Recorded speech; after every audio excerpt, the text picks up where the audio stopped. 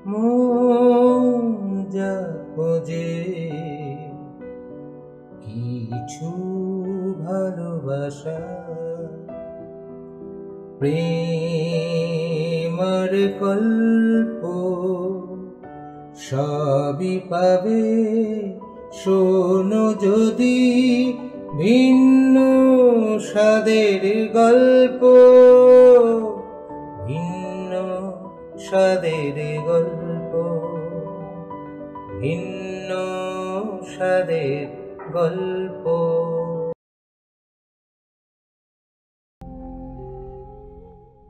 মানুষ খুন করার কত কিছুই তো রয়েছে দুনিয়ায়। ছুরি, চাকু, রাইফেল, পিস্তল, ফাঁসির দড়ি, মুষ্টাঘাত এবং আরও কত কি। তেমনি খুন করার পদ্ধতিও রয়েছে হরেক রকমের। কিন্তু সবচেয়ে ঘৃণ্য, নীচ এবং কাপুরুষোচিত পদ্ধতি হল পেছন থেকে খুন করা। যে লোকটা পড়ে আছে তাকেও সেই নীচ পদ্ধতিতে মারা হয়েছে, পেছন থেকেই গুলি করা হয়েছে। লাশটার পাশেই দাঁড়িয়ে আছে র্যাঞ্চার মাইক কার্নিস ও মার্শাল হ্যারি হার্ট। বেটে খাটো র্যাঞ্চার মাইকের শক্ত সমর্থ চেহারা, প্রায় ৪৫-এর মতো বয়স। গ্রিন রিভার কাউন্টির ডাকসাইটের র্যাঞ্চার হিসাবে বেশ ডাকনাম। গোটা তল্লাটে তার মতো জেদি আর একগুঁয়ে লোক নেই বলেই জানে সবাই। শান্ত শিষ্ট চেহারার মার্শাল হ্যারি হার্ট দীর্ঘদেহী, ৬ ফুটের মতো লম্বা। প্রশান্ত এবং দৃঢ় একটা ভাব রয়েছে ওর অবয়বে। এই মুহূর্তে কর্তৃত্ব এবং দায়িত্বের একটা ভাব ফুটে উঠেছে চোখে মুখে। স্পষ্টই বোঝা যাচ্ছে ওকে পেছন থেকেই গুলি করা হয়েছে। খাট্টাস মারার দশাই হয়েছে সেথে, উনি কোনো সুযোগই দেয়নি তাকে। অবিচল ভঙ্গিতে বলে উঠল মাইক। পড়ে আছে লাশ। তার নাম সেথ গল, এলাকারই আরেক বাথান মালিক। কিংবা কুঁকড়ে পড়ে থাকা সেথের লাশটার দিকে তাকালো মার্শাল হ্যারি। এও বলা যায় খুনি চায়নি সেথ তাকে দেখে ফেলুক। দেখে ফেললে সেথ তাকে চিনতে পারত। কিছু বলল না মাইক। সেথের মৃত্যুটা নিয়ে ও ভাবল। মার্শালকে খবর দিয়েছে ওই। মার্শালের প্রতিক্রিয়াটা আন্দাজ করতে ও চেষ্টা করল। হঠাৎ ঘুরে মাইকের দৃষ্টি আকর্ষণ করল মার্শাল। তুমি বা কিভাবে একে এখানে শনাক্ত করলে? গরুগুলো সল্টিং শেষ করে আসছিলাম এদিকে। প্রতি সামারি এই কাজটা নিজে করি আমি, গরমের মৌসুমে। তা আমি জানি। এই ট্রেলটা ধরেই আসছিলাম আমি। নড়ে চড়ে দাঁড়ালো মাইক। এখান থেকে ১০০-১ ফুট দূরে থাকতেই আমার ওয়াগান ঘোড়া হঠাৎ থমকে দাঁড়িয়ে ডাক ছাড়ল। পথ ছেড়ে এদিকে এসে মাটিতে খুরের আঘাত করতে লাগলো। ব্যাপার কি দেখার জন্য ঘোড়ার পিঠ থেকে নামলাম আমি। এসে দেখি এই লাশ তেমনই পড়ে আছে, যেভাবে তুমি এখন দেখতে পাচ্ছ। তাই নাকি? হ্যাঁ মার্শাল, এই হচ্ছে ঘটনা। আমি কোনো গুলির শব্দও শুনিনি, কাউকে ঘোড়ায় চড়ে পালাতেও দেখিনি। কিন্তু সেথ এখানে কি জন্য এসেছিল তাও বুঝতে পারছি না। ওর ঘোড়াটাই বা গেল কোথায়? মাইকের কপালটা কুঞ্চিত হয়ে উঠল। পকেট থেকে একটা চুরুট বের করে ধরালো। তারপর একটা টান দিয়ে চাইল মার্শাল হ্যারি হার্টের দিকে। হ্যারিকেও বেশ চিন্তিত দেখাচ্ছে। এই খুন খারাপই একটা বিচ্ছিরি ব্যাপার। অপরাধীকে খুঁজে বের করে শাস্তি অবশ্যই দিতে হবে। সে যত চালাকি হোক, হ্যারি তাকে ছাড়বে না। গ্রিন রিভার কাউন্টিতে সে ডেপুটি মার্শালের দায়িত্বে রয়েছে। ডেনভার থেকে ফেডারেল ইউএস মার্শাল তাকে ডেপুটি করে পাঠিয়েছে। নতুন দায়িত্বে এসেই এই অনাকাঙ্ক্ষিত ঝামেলার মুখোমুখি হল। আমি অবাক হচ্ছি। বেশ ভরাট কণ্ঠ হ্যারির। মাইকের দিকে তাকালো। সেথকে এভাবে মারল কেন? ঠোঁট দুটো কুঞ্চিত হল মাইক কার্নিসের। God knows. সেতকলের মৃত্যুটা তাকেও ভাবিয়ে তুলেছে। কোনো সিদ্ধান্তে আসতে পারছে না ও। সে যেখানে দাঁড়িয়ে আছে তার পিছন আদিগন্ত দুর্গম পাহাড়ি এলাকা, পাইন আর ফারের জঙ্গলে ঢাকা। সেই গ্রানাইট শৃঙ্গখণ্ডের ফাঁকে ফাঁকে স্বপ্নময় সব ঘাসে ঢাকা উপত্যকা। শুনেছে, এখনো দেখেনি মাইক। সেই রহস্যময় উপত্যকাগুলো দুর্দান্ত ইন্ডিয়ানদের বাসভূমি। নিজের ঘোড়া দুটোর দিকে নজর গেল মাইকের। কেমন চুপচাপ দাঁড়িয়ে ঢুলছে ও দুটো। মার্শাল হ্যারি ট্রেলটার দিকে দৃষ্টি ফেরাল। ট্রেলটা বিশাল এক উপত্যকার উপর দিয়ে এগিয়ে গেছে। হ্যারির দৃষ্টি ট্রেলের মুখে গিয়ে স্থির হল। মাইকের উদ্দেশ্যে হ্যারি বলল, আমার কিছু কথা বলার আছে। সেত এখানে উঠে আসেনি। মুখ তুলল মাইক। এখানে ওঠেনি মানে? তাহলে এলো কি করে ও এখানে? উড়ে? ঘুরে দাঁড়ালো হ্যারি। ওর নীল চোখ জোড়া একটু যেন ঝিকমিক করে উঠল। দৃঢ় কণ্ঠে বলল, এইমাত্র আমিও ট্রেলটা ধরে এসেছি মাইক। আমার চোখে পড়েছে শুধু দুটো ঘোড়ার ট্র্যাক উঠে এসেছে ওপরে, এবং তা হলো তোমার। এক কথায় স্পষ্টতই হতবুদ্ধি হলো মাইক। কি বলবে হঠাৎ বুঝে উঠতে পারল না। ঘাড়ের পেছনটা হাত দিয়ে চুলকাতে চুলকাতে লাশটার দিকে ভুরু কুঞ্চিত করে তাকাল। তারপর হাত নেড়ে দিক নির্দেশ করল, তাহলে সে বনপথেই এসেছে মার্শাল। পূব দিক থেকে গাছপালার ভিতর দিয়ে এখানে এসেছে। মাথা দোলালো হ্যারি। ব্যাপারটা বুঝতে চেষ্টা করো মাইক। স্পষ্টই আমরা দেখতে পাচ্ছি সেথের দেহ পড়ে আছে এখানে। এই জায়গায় ওর জলজ্যান্ত উপস্থিতিতে কোনো সন্দেহ নেই। আর এটাও স্পষ্ট ট্রেলটা ব্যবহার করেনি ও। আর তুমি যে বললে জঙ্গল পথেই এসেছে সেথ, কিন্তু আমার প্রশ্ন হলো কেন? সহজ পথ থাকতে এখানে আসার জন্য ওই দুর্গম বনপথ ব্যবহার করবে কেন সেতগল? জানি না মার্শাল, বুঝতে পারছি না। শুনেছি তোমার সাথে নাকি সেথের শত্রুতা ছিল মাইক। জানতে চাইল হ্যারি। অবাক হয়ে চোখ বড় করল মাইক কার্নিশ। তার মানে আমাকে সন্দেহ করছো আমি খুন করেছি সেথকে?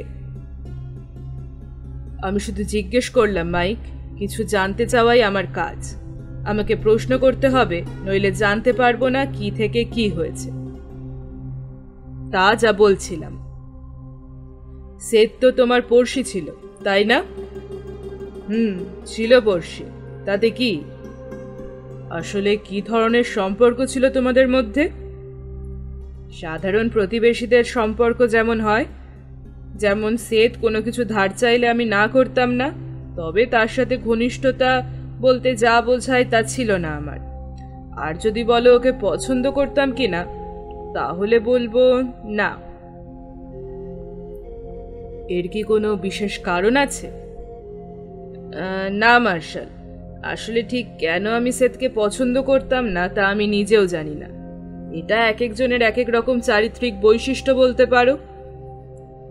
আচ্ছা, তোমার সাথে কি সেথের কোনো কিছু নিয়ে কখনো তর্ক হয়েছিল? কিংবা তোমার বেড়া ডিঙানো বা তোমার ঘাস মারানোর মতো কোনো কাজ করেছিল সেথ?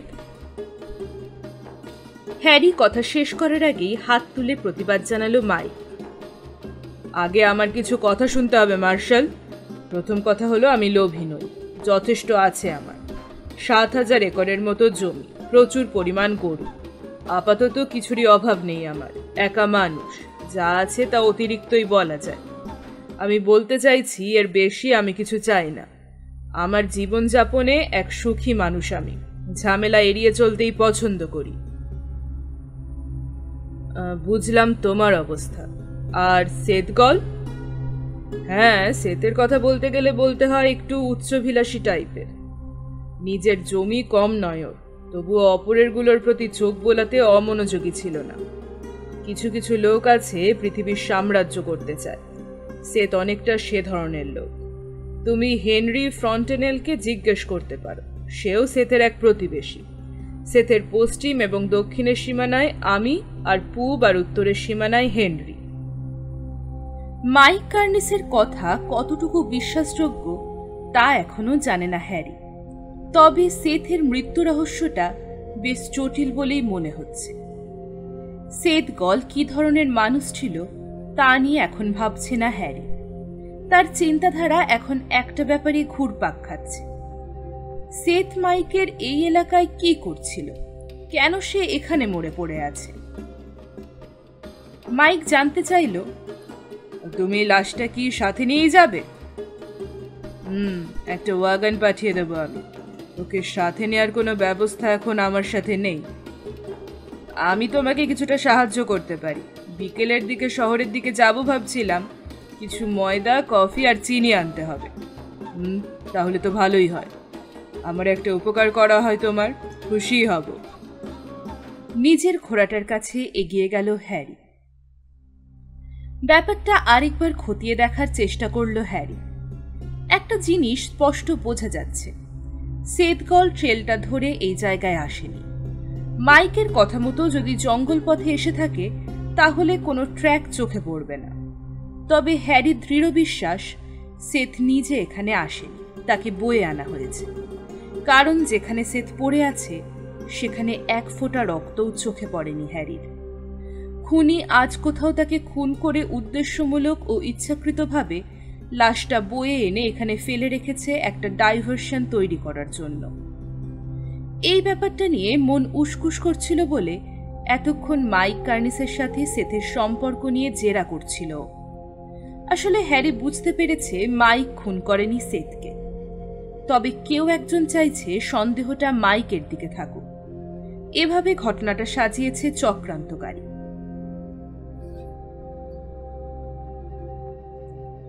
একটা লাফ দিয়ে ঘোড়ার পিঠে চড়তে চড়তে মাইকের দিকে তাকালো হ্যারি।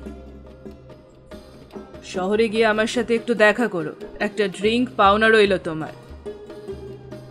ট্রেনটা ধরে নিচু ভূমির দিকে এগিয়ে গেল হ্যারি। খুব সতর্ক চোখে প্রতিটি গাছপালা এবং চিহ্ন দেখতে দেখতে ও চলল। জঙ্গলের সীমানা পেরিয়ে নিচে সমতলে সবুজ ঘাসে ঢাকা প্রান্তরে এসে দাঁড়ালো। কোনো নতুন চিহ্ন বা ট্র্যাক চোখে পড়ল না হ্যারি। কিছু উইলো গাছের গোড়া ঘেঁষে একটা স্রোতস্বিনী বয়ে চলেছে কুলকুল স্বরে।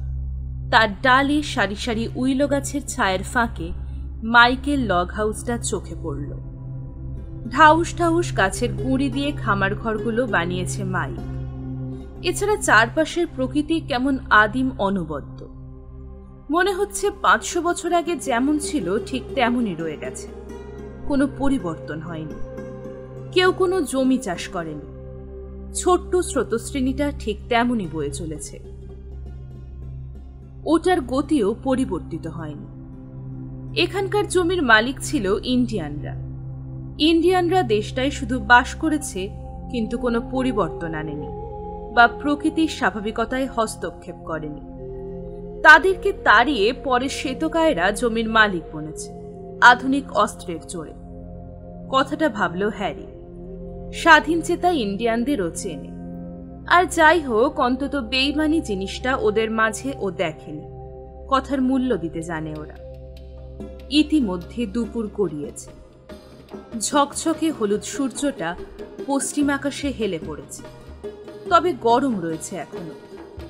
দেশের দক্ষিণাঞ্চলের মতো গরম না পড়লেও সূর্যাস্ত পর্যন্ত উত্তাপের আমেজটা থেকে যাবে এখানে।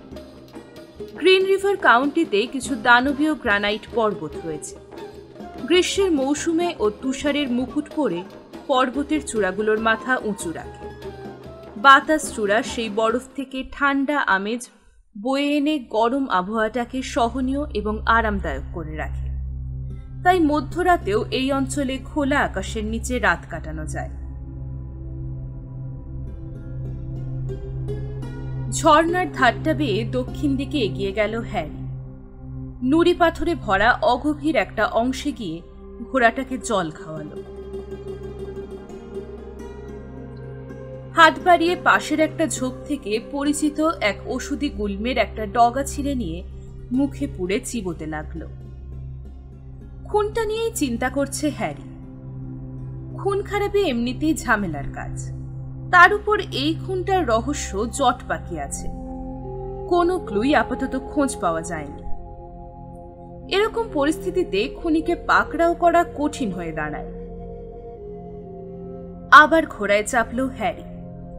Seth Gall, Mike Carnes, Henry ফ্রন্টনেলের কথা ভাবতে ভাবতে হঠাৎ মনে পড়ল শেরিফ টমের কথা। টম গ্র্যান্ট, গ্রিন রিভার কাউন্টির শেরিফ। 50 বয়স শেরিফ টম গ্র্যান্টের।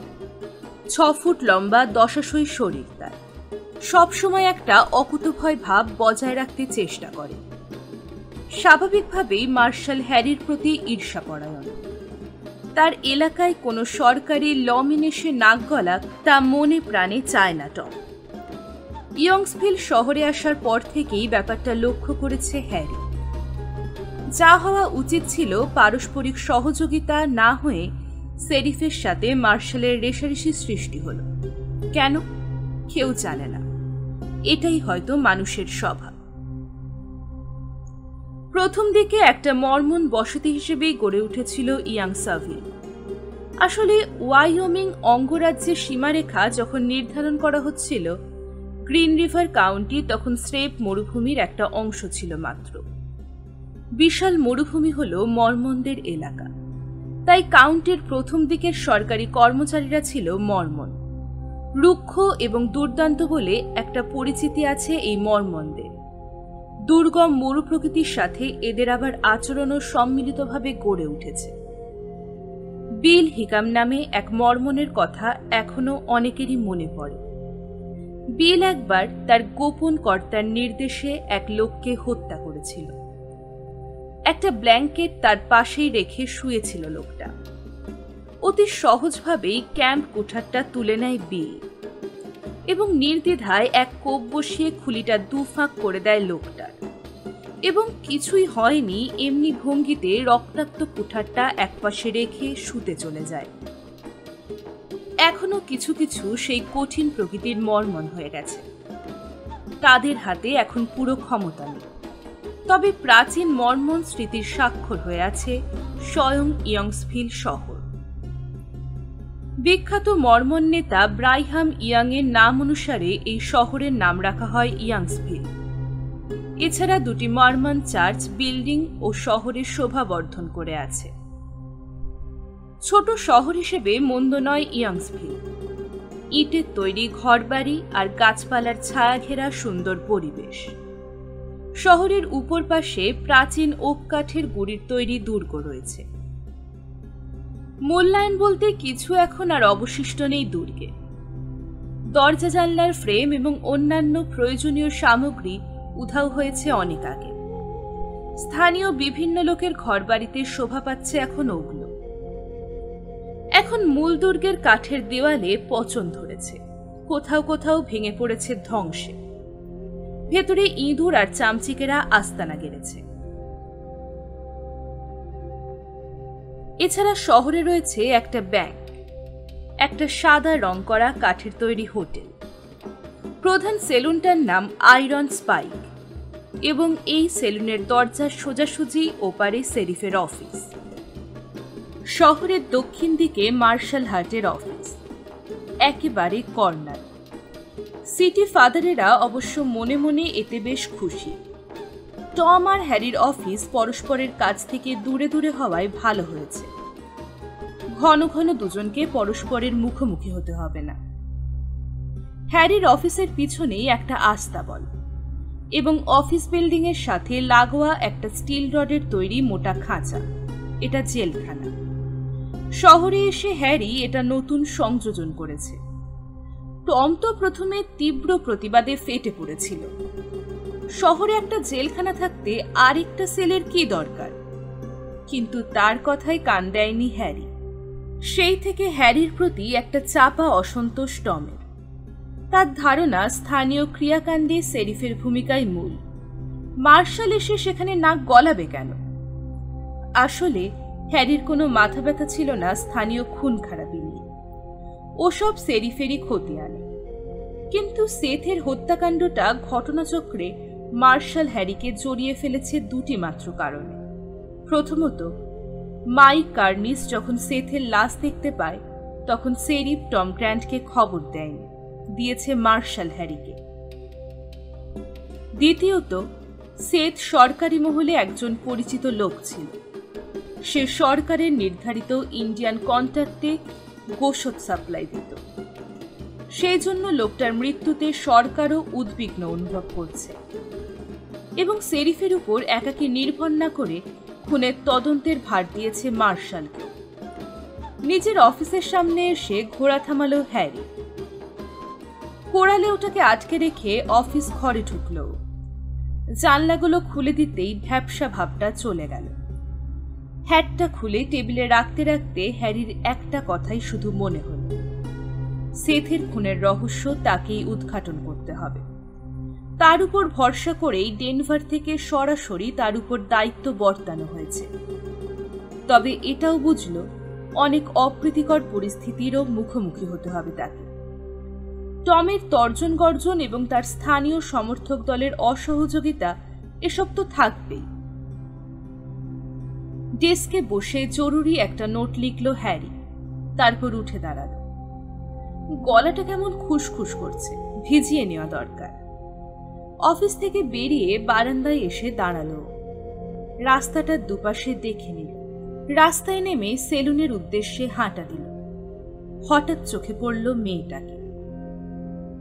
রাস্তার ওপাশে হার্ডউইকের স্যাডেল হাউসের সামনে একটা বেঞ্চিতে বসে আছে। স্যাডেল হাউসের ঝুল সানসেটের ছায়া ঘিরে রেখেছে মেয়েটাকে।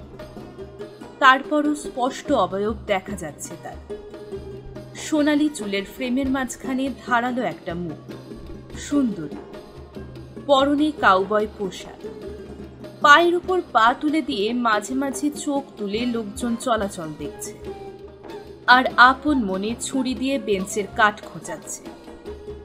মেয়েটার ফর্সা লম্বা লম্বা আঙুলগুলো চোখে পড়ল হ্যারির। সুন্দর। কাউবয়দের ঢঙে একটা হ্যাট সে পড়েছে মাথায়। রাস্তার দিক বদলে মেয়েটার দিকে এগিয়ে গেল হ্যারি। কৌতূহলে মাথা চাড়া দিয়ে উঠছে ওর।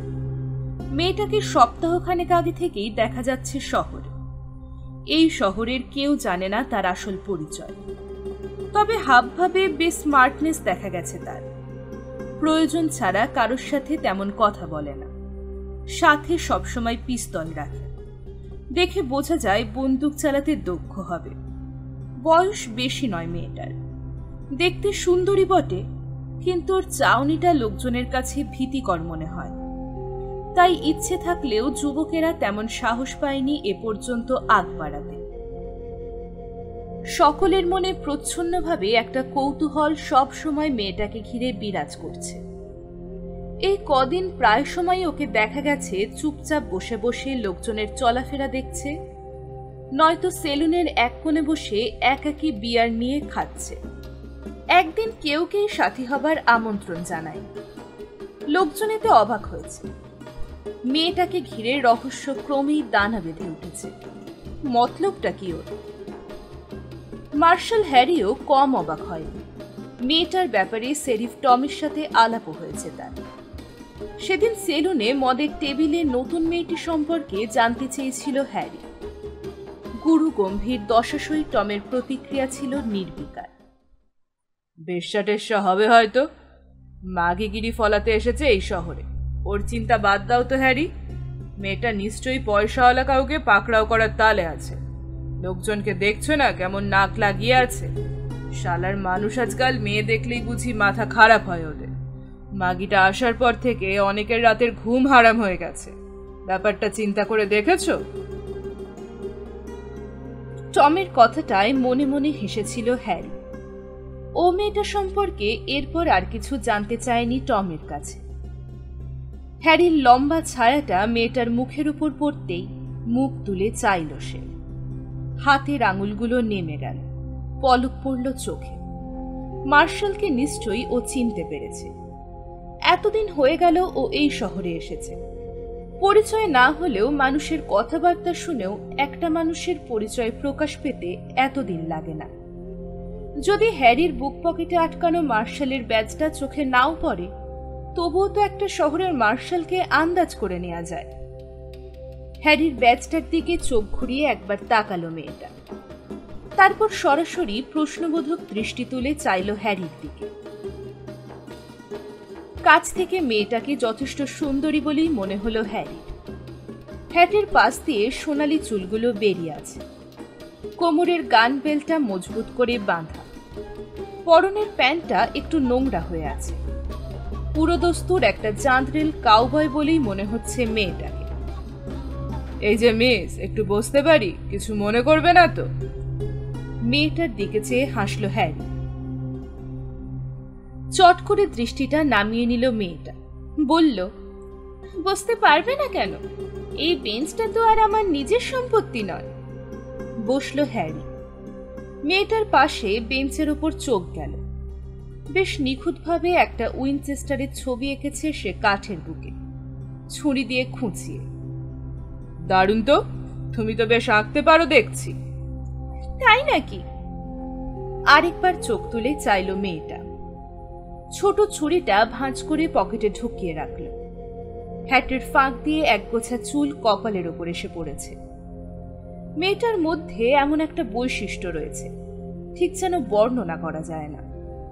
মেয়ে হলেও চেহারায় একটা অকুতভয় ভাব, ঠিক যেন মেয়েলি লাজুকতাটা নেই, আছে দৃঢ়তা। হাতগুলোও দেখতে বেশ মজবুত এবং শক্তিশালী মনে হয়। বয়স তেমন বেশি হবে না, বড়জোর 20 বা 22। লম্বা চওড়াও কম নয়, হ্যারির চেয়ে 2-1 ইঞ্চি কম হবে মাত্র। মেয়েদের মাপে বেশ লম্বাই বলা যায়। হ্যারি মনে মনে ভাবছে, এই মেয়ে কাউবয় হলো কেন? দেখেই বোঝা যাচ্ছে ঝড়ঝাপটার সাথে সহবাস এই মেয়ের। আকর্ষণীয় রহস্যের গন্ধ পাচ্ছে ও। চট করে রাস্তার উত্তর দিকটা দেখে নিল হ্যারি। কোনো লোকজনই চোখে পড়ল না, একটা গাড়ি বা ঘোড়াও না, একেবারে ফাঁকা। মাইক কার্নিসের ওয়াগনের কোনো চিহ্নই দেখা যাচ্ছে না। ও পথেই তো সেদকলের লাশ নিয়ে আসার কথা মাইকের। সেলুনের দিকে চোখ গেল হ্যারি। অলস বাউন্ডুলেগুলো সানসেটের ছায়ায় দাঁড়িয়ে দাঁড়িয়ে গল্পে মেতে আছে। বেশিরভাগ রাউটার, কাছাকাছি কোথাও থেকে এসেছে। এরা আসে তামাক কিনতে কিংবা অন্য কোনো রসদপত্র কিনতে। সে সুযোগে বন্দুকবাজদের সাথে দেখা আর মদ খাওয়াটাও হয়ে যায়। কিছু বলবে নাকি মার্শাল? অবশেষে জানতে চাইল সেই মেয়েটা।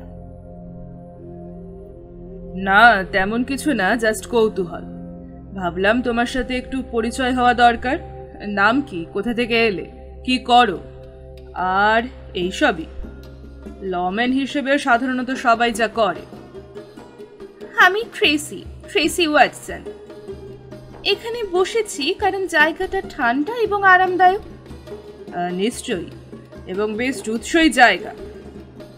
এখান থেকে পুরো শহরটাই চোখ বোলানো যায়, কে কোথা থেকে আসছে যাচ্ছে। কি বলো, ঠিক না? তারপর হঠাৎ উত্তরের অপেক্ষা না করেই পা সোজা করে উঠে দাঁড়ালো হ্যারি। দৃষ্টিটা ওর ফিরে গেছে সেলুনের দিকে। আবার দেখা হবে ট্রেসি, এখন চলি। ব্যস্ত হয়ে পা বাড়ালো ও সেলুনের দিকে। টমকে সেলুনে ঢুকতে ও দেখেছে। হঠাৎ এভাবে মার্শালকে চলে যেতে দেখে ট্রেসি বেশ অবাক হলো। একটা তীর্যক দৃষ্টি এনে অগ্রসরমান মার্শাল হ্যারিকে পর্যবেক্ষণ করল। দ্রুত পায়ে ধুলো ওঠা রাস্তাটা পেরিয়ে সেলুনে অদৃশ্য হলো মার্শাল। হালকা মৃদু একটা ক্রূর হাসি ধীরে ধীরে ফুটে উঠল ট্রেসির ঠোঁটে। উঠে দাঁড়ালো ট্রেসি। হাতের ঘড়িটায় চট করে একবার সময়টা দেখে নিল। তারপর হেঁটে এগিয়ে গেল গোলাবাড়ির দিকে। একটা ঘরে ঢুকে অদৃশ্য হলো। বাড়ি ঢুকেই দেখল হ্যারি কয়েকজনের সাথে গল্প গুজবে মেতে উঠেছেন টম গ্র্যান্ট। বারটেন্ডারের দিকে ঘাড় বাঁকালো হ্যারি। আইসক্রিম আর এক পেগ ভালো কিছু। হ্যারির কণ্ঠে ঘাড় ঘুরিয়ে চাইল টম। তার বিশাল ঝোলানো কপালটা একটু কুঁচকে গেল। স্লেট পাথরের মতো ধূসর চোখ দুটো তীক্ষ্ণ দৃষ্টি হানল। মার্শালকে উদ্দেশ্য করে কিছু একটা বলতে যাচ্ছিল টম, কিন্তু হ্যারির হাবভাব দেখে আর সাহস হলো না। ফিরে আবার বন্ধুদের সাথে আলাপে মুশকুল হয়ে উঠল। ওদের একজন কি একটা মন্তব্য করায় মাথা ঝাঁকিয়ে সায় দিল টম। মদের গ্লাসটা তুলে চুমুক দিল। টমির টেবিলের থেকে কিছুটা দূরে একটা খালি টেবিলে বসল হ্যারি। বয় এসে তার আইসক্রিম আর হুইস্কি সার্ভ করে গেল। চামচ দিয়ে আইসক্রিম মুখে তুলতে তুলতে আবার চিন্তাটা উদয় হলো তার মনে। কারা সেদকেলের শত্রু হতে পারে? কে এই ধূর্ত শিয়াল যে নিপুণ কৌশলে হত্যাকাণ্ডের সন্দেহটা মাইক কার্নিসকে ঘুরিয়ে দেবার চেষ্টা করেছে? আর চোখে একবার টম গ্র্যান্টের দিকে চেয়ে দেখল। ওর সাথে এই ব্যাপারটা নিয়ে আলাপ করা দরকার। সে তো এখানকার সেরিফ। হ্যাঁ মার্শাল, কিছু একটা হয়েছে মনে হচ্ছে। Anything wrong? 10 ফুট দূর থেকে স্থূলকায় টমের গলা গর্জনের মতো শোনালো। এমনিতেই হ্যারির ধীর প্রতিক্রিয়া ঘটে। তার উপর বুড়ো টমের মুডি কথাবার্তা ওর পছন্দ নয়। বিশেষ করে টম যখন মদ খায় তখন তার কোনো কথার গুরুত্ব দেয় না হ্যারি। এবারও তার কোনো ব্যতিক্রম হলো না। শুধু ঘাড় ঘুরিয়ে টমের দিকে একটা ধারালো দৃষ্টি হানল, কিছুই বলল না। বিড়াল তার জীবের স্বাদ পেয়েছে। চাপা হাসি হেসে মন্তব্য করল টমের সাথে বসা ধূর্ত চেহারার উশৃঙ্খল বেস্তারি এক কাউবয়। মদের গ্লাসে চুমুক বসাচ্ছিল হ্যারি। থেমে গেল সে। ধীরে ধীরে ঘাড় ঘুরিয়ে দেখল লোকটা, মাপল দৃষ্টি দিয়ে, তারপর বলল, এই যে মিস্টার, এই কথাটা আর একটু বলবে নাকি? অবাক হয়ে কাউবয়টা ঘুরে তাকালো। সেরিফও একটু অবাক হলো যেন, কিন্তু ইতর লোকটা ভয় পেল। মুহূর্তেই তার ধূর্ত চেহারাটা মিয়ে গেল। না মার্শাল, এই একটু যোগ করছিলাম। দ্রুত চেহারাটা ঘুরিয়ে নিল। তারপর নিজের হাতে ধরা শূন্য গ্লাসটায় দৃষ্টি নিবদ্ধ করল। হ্যারির রোদে পোড়া মসৃণ মুখটার দিকে চেয়ে মনে মনে ভীত হয়ে উঠল টম। হ্যারির চেহারায় প্রচণ্ড এক ঝড়ের পূর্বাভাস ছায়া ফেলেছে। হ্যারিকে অনেকদিন থেকেই চেনে। তার সাথে কত সময় কত হাসি ঠাট্টা করেছে। কোনোদিনও রাগ দেখায়নি হ্যারি। অনেক সময় সেলুন ভর্তি লোকজনের সামনে ইচ্ছে করে অপমানকর উক্তিও করেছে দু একটা, কিন্তু আশ্চর্য দক্ষতার সাথে এড়িয়ে গেছে সবকিছু হ্যারি। হাসি মুখে পরিস্থিতিকে সামলে নিয়েছে। তাই বলে টম মনে করে না যে মার্শাল হ্যারি একটা কাপুরুষ, বরং মনে মনে হ্যারির ব্যক্তিত্বকে ভয় পায়। এমন কিছু কিছু লোক আছে পৃথিবীতে যারা একেবারে সাদাসিধে চেহারার আড়ালে প্রচণ্ড শক্তিমত্তাকে লুকিয়ে রাখতে পারে। অন্তত হ্যারি তেমন একজন লোক। এই ধরনের লোক একবার যখন বিস্ফোরিত হয় তখন সব কিছু তছনছ করে দেয়। অবস্থাটা টের পেয়ে চট করে পরিস্থিতি আয়ত্তে আনতে সচেষ্ট হলো টম। বাদ দাও ওসব হ্যারি, ও জাস্ট তামাশা করছিল আমার সাথে। ও নিয়ে মাথা গরম টরম করো না তো। সেলুনের অন্যান্য সকলের দৃষ্টি নিবদ্ধ ছিল ওদিকে। অনেকেই আশা করছে উত্তেজনাকর কিছু একটা ঘটতে যাচ্ছে, যা সাধারণত এইসব সেলুনে হয়। কয়েকজোড়া চোখ রুদ্ধশ্বাসে হ্যারির উপর নিবদ্ধ। তার প্রতিক্রিয়া কি হয় দেখার জন্য অপেক্ষা করছে, কেউ বসে কেউ দাঁড়িয়ে। অনেকে সেলুন ছেড়ে চলে যাবার জন্য উসখুস করছে।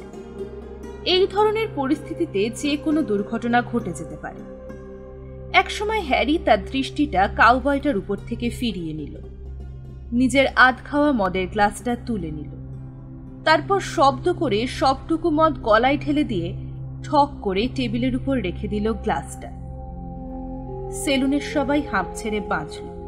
যাক, বাঁচা গেল। অনেকেই চেপে রাখা নিঃশ্বাসটা ফেলল। ঠিক এমনি সময়ে বাইরে কার জোর গলার চিৎকার শোনা গেল। কাকে যেন কেউ ডাকছে। মুহূর্তে ঘরের মধ্যে আবার পিনপতন নিস্তব্ধতা নেমে এলো। ব্যাপার কি দেখার জন্য কয়েকজন দরজা দিয়ে বেরিয়ে গেল। অনেকে দরজার সামনে ভিড় করে উঁকি দিয়ে বাইরে দেখার চেষ্টা করছে ব্যাপারটা কি। একজনকে শার্টের ধুলো ঝাড়তে ঝাড়তে দ্রুত পায়ে এগিয়ে আসতে দেখা গেল। দরজার ভিড় ঠেলে সেলুনের ভিতর ঢুকল সে, মাইক কার্নিস। ঢুকেই ভেতরে টম আর হ্যারিকে দেখতে পেল মাইক। টমের দিক থেকে চোখ সরিয়ে সোজা এগিয়ে এলো ও মার্শাল হ্যারির দিকে। মাইক, বাইরে চেঁচানি শুনলাম, তুমি নাকি? বাড়ির পাশে হ্যারির পাশে গিয়ে দাঁড়ালো মাইক। কোনো কিছু না বলে যাবার সময় টমের উদ্দেশ্যে শুধু হ্যাঁ সূচক মাথাটা নাড়ল। তারপর বারটেন্ডারগুলোকে ইশারা করে মদের অর্ডার দিল। টমের সাথে কথা বলার বা তার প্রতি কোনরূপ আগ্রহ দেখাবারও চেষ্টা করল না। হ্যারি ঘুরল টমের উদ্দেশ্যে। ও নয় টম, বাইরে গিয়ে ওয়াগানটায় চোখ বোলাও, তারপর বুঝতে পারবে কে কেন চেঁচামেচি করেছে।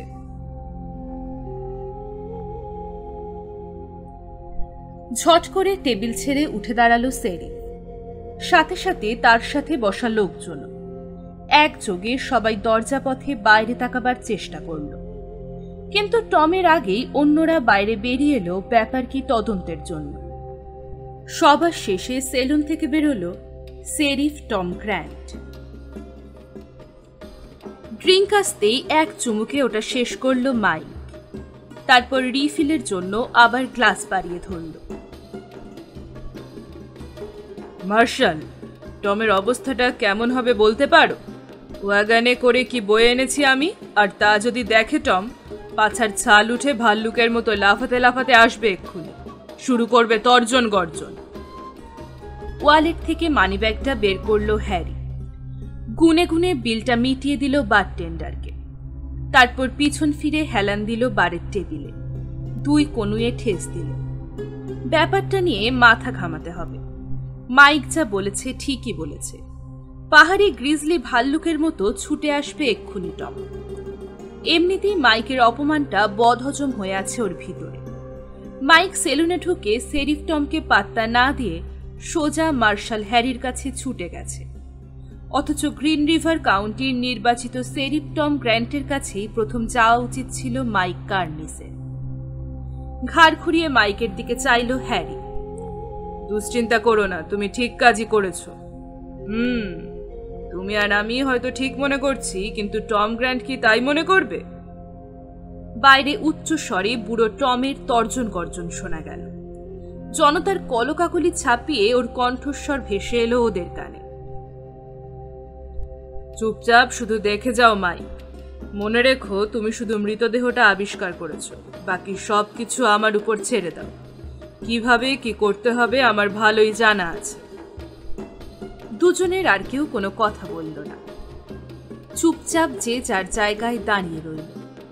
সেলুনে ওরাই শুধু একা রয়েছে, আর বাকি সবাই বাইরে ছুটেছে কৌতূহল মেটাতে। বেশ শান্তশিষ্টভাবেই ফিরল টম। দৃঢ় পায়ে সেলুনে এসে ঢুকল, দেখল মাইক মদের গ্লাস নিয়ে ব্যস্ত। তার দিকে একটা তীব্র দৃষ্টি হেনে বারের টেবিলে জোরে একটা চাপড় মেরে ড্রিঙ্কের অর্ডার দিল। তারপর মাইকের মাথার উপর দিয়ে মার্শাল হ্যারির দিকে তাকালো। হ্যারি ভেবেছিল বোমার মতো ফেটে পড়বে সেরিফ, কিন্তু তা করল না দেখে মনে মনে একটু অবাক হলো। এবার আমরা আলোচনায় বসতে পারি। সেতকে মারলো কে, কোথায় এবং কেন?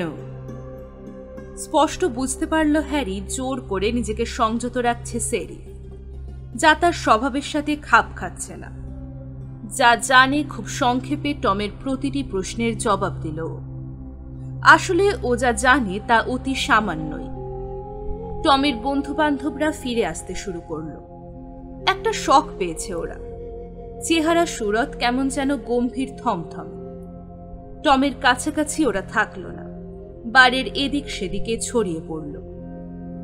হ্যারির সাথে সেথ হত্যার ব্যাপারে আলাপ শেষ করে মাইকের দিকে ফিরল টম। তীব্র ভ্রুকুটি হেনে ওর দিকে তাকালো, তেমনি নির্বিকার ভাবে হুইস্কির গ্লাসে চুমুক দিচ্ছে মাইক কার্নিস। মাইক, এখন বলো, প্রথমে আমার কাছে এলে না কেন তুমি? তুমি নিশ্চয়ই জানো এটা আমার কাউন্টি, আমি এখানকার নির্বাচিত অফিসার। ইউএস মার্শালের কোনো দরকার আছে কি লোকাল ব্যাপারে নাক গলানোর? আমি রয়েছি কি এখানে ঘোড়ার ঘাস কাটতে? ধীরে সুস্থে নিজের গ্লাসটা শেষ করল মাইক, একপাশে রেখে দিল গ্লাসটা। তারপর বেশ শান্ত স্বরে বলল, টম, আমি ভালো করেই জানি তুমি এখানকার সারিফ, কিন্তু কেন জানো আমার প্রথমে মার্শালের কথাই মনে হলো। মার্শাল উপস্থিত থাকতে তার কাছে না গিয়ে পারলাম না। প্রতিদিন তো আর আমি মরা আবিষ্কার করি না, এবং আমি চাই। অত ব্যাখ্যার দরকার কি? মাঝ থেকে মাইককে থামিয়ে দিল হ্যারি। টম, ব্যাপারটা বুঝতে চেষ্টা করো। কে মৃতদেহ আবিষ্কার করলো সেটা বড় কথা নয়। এখন সেথ গলের মৃত্যুটা নিয়েই ভাবা দরকার। তোমার কাছে প্রথমে যাওয়া না যাওয়া নিয়ে মাথা ঘামানোটা উচিত নয় তোমার। ওটা একটা ছেলে মানুষই। ও নিশ্চয়ই নিশ্চয়ই। তা তোমার এত কিসের ইন্টারেস্ট মার্শাল? সেথ গল তো ফেডারেল গভর্নমেন্টের মাথা ব্যথা নয়, সে তো কোনো সরকারি হোমরা চোমরাও নয়। তাহলে তার মৃত্যু নিয়ে তোমার এত মাথা ব্যথা কিসের? অবশ্যই মাথা ব্যথা আছে টম। সেথ একবার আমাকে বলেছিল সরকারের সাথে একটা বিষয়ের কন্ট্রাক্ট আছে ওর। সেক্ষেত্রে সেথ সরকারের ইন্টারেস্ট। ভালো, তাতে কি হয়েছে? সঠিক কিছু আমি এখনো জানি না। সম্ভবত ওই ব্যাপারের সাথে এই হত্যাকাণ্ডের কোনো সম্পর্কই নেই। তাই বলে তো আর হাল ছেড়ে দিতে পারি না আমি। যতক্ষণ পর্যন্ত এই রহস্যের সমাধান না হচ্ছে ততক্ষণ আমিও তদন্ত চালিয়ে যাব। নিজের গ্লাসটা তুলে একটা চুমুক দিল শেরিফ টম। তারপর ঘেউ করে উঠল, তোমার তদন্ত? ফুহ! তুমি কি তদন্ত করবে আমার জানা আছে মার্শাল। সেই জঙ্গলে জঙ্গলে ঘুরবে আর ট্রেলে পদচিহ্ন খুঁজে বেড়াবে। আর এক চুমুকে গ্লাসের মদটুকু শেষ করে ঠক করে রেখে দিল টেবিলে। আমি খুঁজে বের করব কে খুন করেছে সেথ গলকে, এবং তখন তোমাকে জানাবো আমি। মাইক যেখানে গলকে পেয়েছে ওখানে আসলে খুন হয়নি সেথ গল। টম আর মাইক একসাথেই চোখ ঘুরিয়ে তাকালো হ্যারির দিকে। মাইকের চোখে স্পষ্ট বিস্ময়। হ্যাঁ, একটু ভালো করে মাথা খেলালেই ব্যাপারটা বোঝা যায়। সেথকে পিছন থেকেই গুলি করা হয়েছে। তার পিছনের শার্টে এবং ফতুয়ায় রক্ত লেগে আছে, অথচ যে জায়গায় ও পড়েছিল ওখানে কোনো রক্তের চিহ্নও নেই। আর একই বিষয় টম, তুমি গেলেই দেখতে পাবে, যেই সেথ গলের লাশটা মাইকের এলাকায় এনে রাখুক সে ট্রেলটা ব্যবহার করেনি। বুঝলাম খুনিরা সেই ট্রেল ব্যবহার করেনি। তুমি হলেও নিশ্চয়ই তাই করতে না? তুমি যেভাবে বুঝছো খুনি ঠিক তাই করেনি। সে যেমন চেয়েছে কেউ যেন তাকে না দেখে, ঠিক তেমনি এটাও চেয়েছে তার ট্রাক যেন কেউ টের না পায়। নিদেন পক্ষে তোমার মতন একজন বুড়ো ট্রেকার হয়তো লোকটার ট্র্যাক পেলেও পেতে পারো সেই বনের ভিতরে। এ কাজ করার সময় তোমার নজরে পড়বে এক সেট ট্রাক কার্নিসের দিকে গেছে, আর একটা ট্রাক ওখান থেকে এসেছে। এগুলোই খুনির ট্র্যাক। তুমি বলতে চাইছো সেই পূর্ব দিকের বনের কথা? অবাক হলো টম গ্র্যান্ট। চোখ দুটো তার সংকুচিত হলো। শ্রাগ করল হ্যারি। আমি তাই অনুমান করছি, তবে আমি যেটা বলতে চাইছি সেটা হলো খুনি নিজের এলাকাতেই সেথকে খুন করেছে সম্ভবত, এবং সেথের এলাকা হলো মাইকের পূর্বে। মাথাটা নিচু করল মাইক। এক মুহূর্তের মধ্যে একটু দৃষ্টিপাত করল নিজের হাতে ধরা খালি গ্লাসে। তারপর আবার মাথা তুলল। হ্যারির কথার সায় জানালো উপর নিচে মাথা দুলিয়ে। জলজলে চোখে মাইকের প্রতিক্রিয়া লক্ষ্য করল টম, কিন্তু কিছুই বুঝতে পারল না। আবার হ্যারির দিকে ফিরল। আর কিছু জানা আছে নাকি তোমার? আদতাইটা কি অনুমান করতে পারো? বিরক্ত হলো হ্যারি। ও যা জানে তা তো বলেছি, আবার এই প্রশ্নের কোনো মানে হয় না। এই শেরিফ লোকটার মাথাটা একটু মোটা, মনে মনে ও ভাবল। অনুমান করতে পারলে তো এতক্ষণ এখানে দাঁড়িয়ে তোমার সাথে বকবক করতাম না, সোজা গিয়ে ধরে নিয়ে আসতাম। কান খাড়া করে বারম্যান কাছে এগিয়ে আসছিল। টমের ভ্রুকুটি খেয়ে আবার নিজের জায়গায় ফিরে গেল। হ্যারির দিক থেকে চোখ সরিয়ে বাড়ির দিকে ফিরল টমের বিশাল ধরটা। ডেস্কের উপর বিশাল আঙুলগুলো দিয়ে তাল ঠুকতে লাগলো। আর চোখে আরেকবার হ্যারির দিকে চাইল। তাকে উদ্দেশ্য করে বলল, তুমি যদি কিছু করতেই চাও তাহলে সেথের কোনো আত্মীয়কে চিঠি লিখে জানাও। আমি তো তাদের চিনি না। সেলুন থেকে বেরিয়ে যেতে প্রস্তুত হ্যারি। তুমি চেনো নাকি? অবশ্যই। আমি না চিনলে আর চিনবে কে? একজন লম্যানের কাজই হলো চেনা জানা। তাহলে এর ভার তুমিই নাও শেরিফ, ভালো করে চিনে রাখো। গটগট করে হেঁটে ঘর থেকে ও বেরিয়ে গেল। বাইরে রাস্তায় নেমে এদিক ওদিক একবার দেখে নিল। মাইকের ওয়াগানটা ঘিরে ২০-২৫ জন লোক জটলা পাকিয়েছে। ওয়াগানে রাখা সেদকলের লাশটা ওরা দেখছে এবং নানান ধরনের মন্তব্য, পাল্টা মন্তব্য শোনা যাচ্ছে ওদের তরফ থেকে। ওয়াগানটার পাশ কেটে এগিয়ে গেল মার্শাল হ্যারি। বিকেল গড়িয়ে গেছে। রাস্তার পূর্ব পাশের কয়েকটা বাড়ির দেওয়াল সোনালি আলোর ছটা লেগে ঝিকমিক করছে। তাকে দেখে ওয়াগানের পাশের লোকগুলোর মাঝে একটা গুঞ্জন উঠল। তার দিকে অনেকে ফিরে চাইল। হ্যারি কিন্তু থামল না। তার অফিস মুখে এগিয়ে গেল। লক্ষ্য করল হার্ডউইকের সামনে বসা সেই মেয়েটি নেই। নাম যেন কি বলেছিল? হ্যাঁ, ট্রেসি ওয়াটসন। মনে পড়ল হ্যারির। মেয়েটা একটা রহস্য। সেদকলের খুনের সাথে ট্রেসির কোনো সম্পর্ক নেই তো? একটু পরই সেলুন থেকে বেরিয়ে এলো মাইক কার্নিস।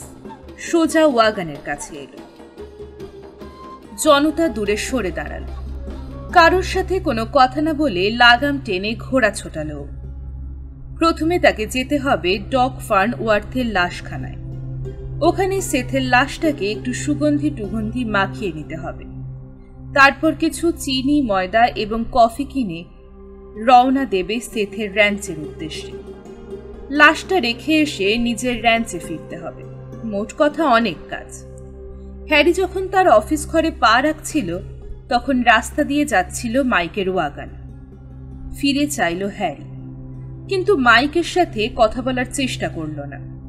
সে জানে সেথের লাশ ঠিকভাবেই পৌঁছে দেবে মাইক। রাস্তা দিয়ে অনেক রাইডারকে ঘোড়া নিয়ে আসতে এবং যেতে দেখা যাচ্ছে। অনেক পথচারী রাস্তার এপার ওপার হচ্ছে। হঠাৎ একটা দৃশ্যে চোখ আটকে গেল হ্যারির। মাইকের ওয়াগানের আড়াল থেকে হঠাৎ একটা অশ্বারোহীকে উদয় হতে দেখা গেল। লম্বা পাওয়ালা বেশ চমৎকার একটা বেগিল ডিঙে চড়ে এলো। ওয়াগানের পাশে পাশে কিছু দূর এগিয়ে গেল এবং যাবার সময় ওয়াগানে সেথের লাশটা বারবার লক্ষ্য করতে লাগল। দেখেই চিনতে পারল হ্যারি অশ্বারোহীকে, ট্রেসি। ভালো করে খেয়াল করল হ্যারি। সেথের লাশ দেখেও তেমন কোনো অভিব্যক্তি ধরা পড়ছে না ট্রেসির চেহারায়। তেমনি ঘোড়া নিয়ে ওয়াগানের পাশে পাশে এগিয়ে গেল। মাইক কিন্তু অত সব খেয়াল করছে না। সে একটা বাঁকে এসে ওয়াগান ঘোরালো। সাথে সাথে একপাশে সরে এসে ঘোড়া থামাতে বাধ্য হল ট্রেসি এবং কোনো কারণে হয়তোবা শিকারীদের স্বভাবজাত ষষ্ঠ ইন্দ্রিয়ের নির্দেশে ফিরে চাইল ট্রেসি। হ্যারির চোখে চোখ পড়ল ট্রেসির। একদৃষ্টে চেয়ে থেকে ঘোড়ার পিঠে অনড় হয়ে বসে রইল মেয়েটা একটুক্ষণের জন্য। তারপর আচমকা ঘোড়া ঘুরিয়ে নিয়ে গলি বাড়িগুলোর দিকে ছুটিয়ে দিল। একটু পরেই অদৃশ্য হল ট্রেসি আর তার ঘোড়া। নিজের অফিসের খোলা দরজার সামনে এক পা ভেতরে ও এক পা বাইরে রেখে ঠাই দাঁড়িয়ে আছে হ্যারি। অপলক চোখে ট্রেসির অপশ্রিয়মান অবয়বটা লক্ষ্য করল। ট্রেসি চোখের আড়াল হতেই ঘুরল, নিজের অফিসে ঢুকল। মাথা থেকে হ্যাটটা খুলে চুলে আঙুল চালালো হ্যারি। কেমন যেন ক্লান্ত মনে হচ্ছে নিজেকে। ট্রেসি ওয়াটসনের চিন্তাটা ঘুরপাক খাচ্ছে মাথার ভিতর। এখন সন্দেহটা আরো গাঢ় হতে শুরু করেছে। সেদকালের খুনের সাথে মেয়েটা কোনো না কোনোভাবে নিশ্চয়ই জড়িত। ব্যাপারটা ভাবতে গিয়ে হ্যারির মনটা খুশি হয়ে উঠল। রহস্য তার ঘোমটা খুলতে শুরু করেছে। তবে তার এই সন্দেহের ব্যাপারটা কাউকেই বলবে না। ও দেখতে চায় কার কত দৌড়। ঘুরে চেয়ারের দিকে এগোতে যাবে, হ্যারি এমন সময় কার যেন গলা শুনতে পেল। হে মার্শাল! দরজা দিয়ে ভিতরে ঢুকল মাইক। প্রশ্নবোধক দৃষ্টিতে দু চোখ তুলে চাইল হ্যারি। মাইককে দেখে অবাক হল। ডাক্তার মিয়াকে পেলাম না। কোথায় কোন এক মহিলার বাচ্চা হবে সেখানে গেছে। বলল আমাকে ডাক্তারের বউ, তার লাশখানাটা তো তালা মারা, বউ জানে না চাবিটা কোথায় রাখা। তবে বলল তোমার কাছে নাকি একটা চাবি আছে লাশখানার। সত্যি হ্যারির কাছে একটা চাবি ছিল। পকেট হাতড়াতেই বেরিয়ে গেল চাবিটা মাইকের দিকে বাড়িয়ে দিল। চাবিটা হাতে নিয়ে একবার চোখ বুঝল, তারপর পকেটে ভরতে ভরতে হ্যারির দিকে তাকালো। একটা ব্যাপারে আমার মনে খটকা লেগে গেছে মার্শাল, ঠিক বুঝতে পারছি না। আচ্ছা, ওয়াগানে সেথের লাশ নিয়ে টাউনে আসার পর তার .45টা কি তুমি নিয়েছো? কই, আমি তো সেথের সাথে কোনো কিছুই দেখিনি। আচ্ছা মার্শাল, তুমি সেথকে কতটুকু জানো বলো তো আমাকে। কেন? এ প্রশ্ন কেন করছো? দেখো, আমি অনেক দিন ধরেই সেথের প্রতিবেশী। অন্যজনের চেয়ে আমি ওকে ভালো করে চিনি জানি এবং সবসময় দেখে আসছি। ওর সাথে সাথে ঝুলছে গান বেল্ট। বন্দুক ছাড়া আমি তাকে কোনোদিনও দেখিনি, আজই প্রথম দেখলাম। আমি কিছু বুঝতে পারছি না মাইক। সেথকে ভালো করে চিনি না আমি, 2-1বার সেলুনে তার সাথে দেখা হয়েছিল আমার, তাতেই যা আলাপ। সে কি বিবাহিত না অবিবাহিত তাও জানি না। আমার মতোই অকৃতদার ছিল বেচারা, কোনোদিনও বিয়ে করেনি। কিন্তু আমি অবাক হচ্ছি বন্দুকের ব্যাপারে। মার্শাল, তুমি কি মনে করো সেথ তার বাড়িতেই খুন হয়েছে? নিজের বন্দুক ছাড়া সাধারণত এই পশ্চিমে কোনো লোক কোথাও বের হয় না। আমি সকালে ওই জায়গাটা আরেকবার যাব মাইক, ভালো করে একবার খুঁজতে হবে। হয়তো তোমার প্রশ্নের কোনো জবাব খুঁজে পাবো আশেপাশে কোথাও। এখন দেরি না করে তুমি লাশটা নিয়ে ডাক্তারের ওখানে চলে যাও। মাথা ঝাঁকালো মাইক, ঘুরে দাঁড়িয়ে বেরিয়ে গেল ঘর থেকে। হ্যারি দরজা পর্যন্ত এগিয়ে মাইকের চলে যাওয়াটা দেখল। একটু সাইড রোড দিয়ে বাঁক ঘুরে অদৃশ্য হয়ে গেল করিতকর্মা মাইক। একটুক্ষণ দাঁড়িয়ে মনে মনে কি যেন ভাবল হ্যারি, তারপর ঘুরে দাঁড়িয়ে অফিস ঘরের দরজাটা বন্ধ করল এবং আবার ঘুরে আস্তাবলের দিকে এগিয়ে গেল। মাইককে মিথ্যে বলেছে ও, সকাল পর্যন্ত অপেক্ষা করবে না ও, এক্ষুনি সে জায়গাটায় একবার চক্কর দিয়ে আসা দরকার। ইচ্ছে করলে সে মাইককেও সাথে নিতে পারত, কিন্তু ও জানে যতই একাকী কোনো কাজ করা যায় ততই তাতে আত্মসন্তুষ্টি থাকে, বিশেষ করে তার মতো একজন গোয়েন্দা অফিসারের জন্য। মার্শালদের অনেক সময় প্রয়োজনে গোয়েন্দাগিরিও করতে হয়। আস্তাবল থেকে ঘোড়াটা বের করল হ্যারি। স্যাডেল ব্যাগগুলো সাজিয়ে ঘোড়ার পিঠে উঠে বসল, তারপর রওনা দিল। মনে মনে ঠিক করল সেথের খুনের জায়গাটায় যখন যাবে এই ফাঁকে হেনরি ফন্টেনেলের র্যাঞ্চেও একটা চক্কর দিয়ে আসবে। হেনরিকেও ভালো করে চেনে, গত বছর হেনরির একটা উপকারও ও করেছে। দুজন গরুচোর হেনরির একপাল গরুকে তাড়িয়ে নিয়ে যাচ্ছিল, তাদের পিছু ধাওয়া করে গরুগুলো উদ্ধার করে এনেছিল হ্যারি, সাথে অবশ্য হেনরিও ছিল। হেনরি ফন্টেনেল চান্দ্রেল এক র্যাঞ্চার। এথ্রেসের লোককে ভালো করে জানতে হলে তাদের সাথে থাকতে হয়, মানুষ শিকারে বা গরু শিকারে বেরোতে হয়।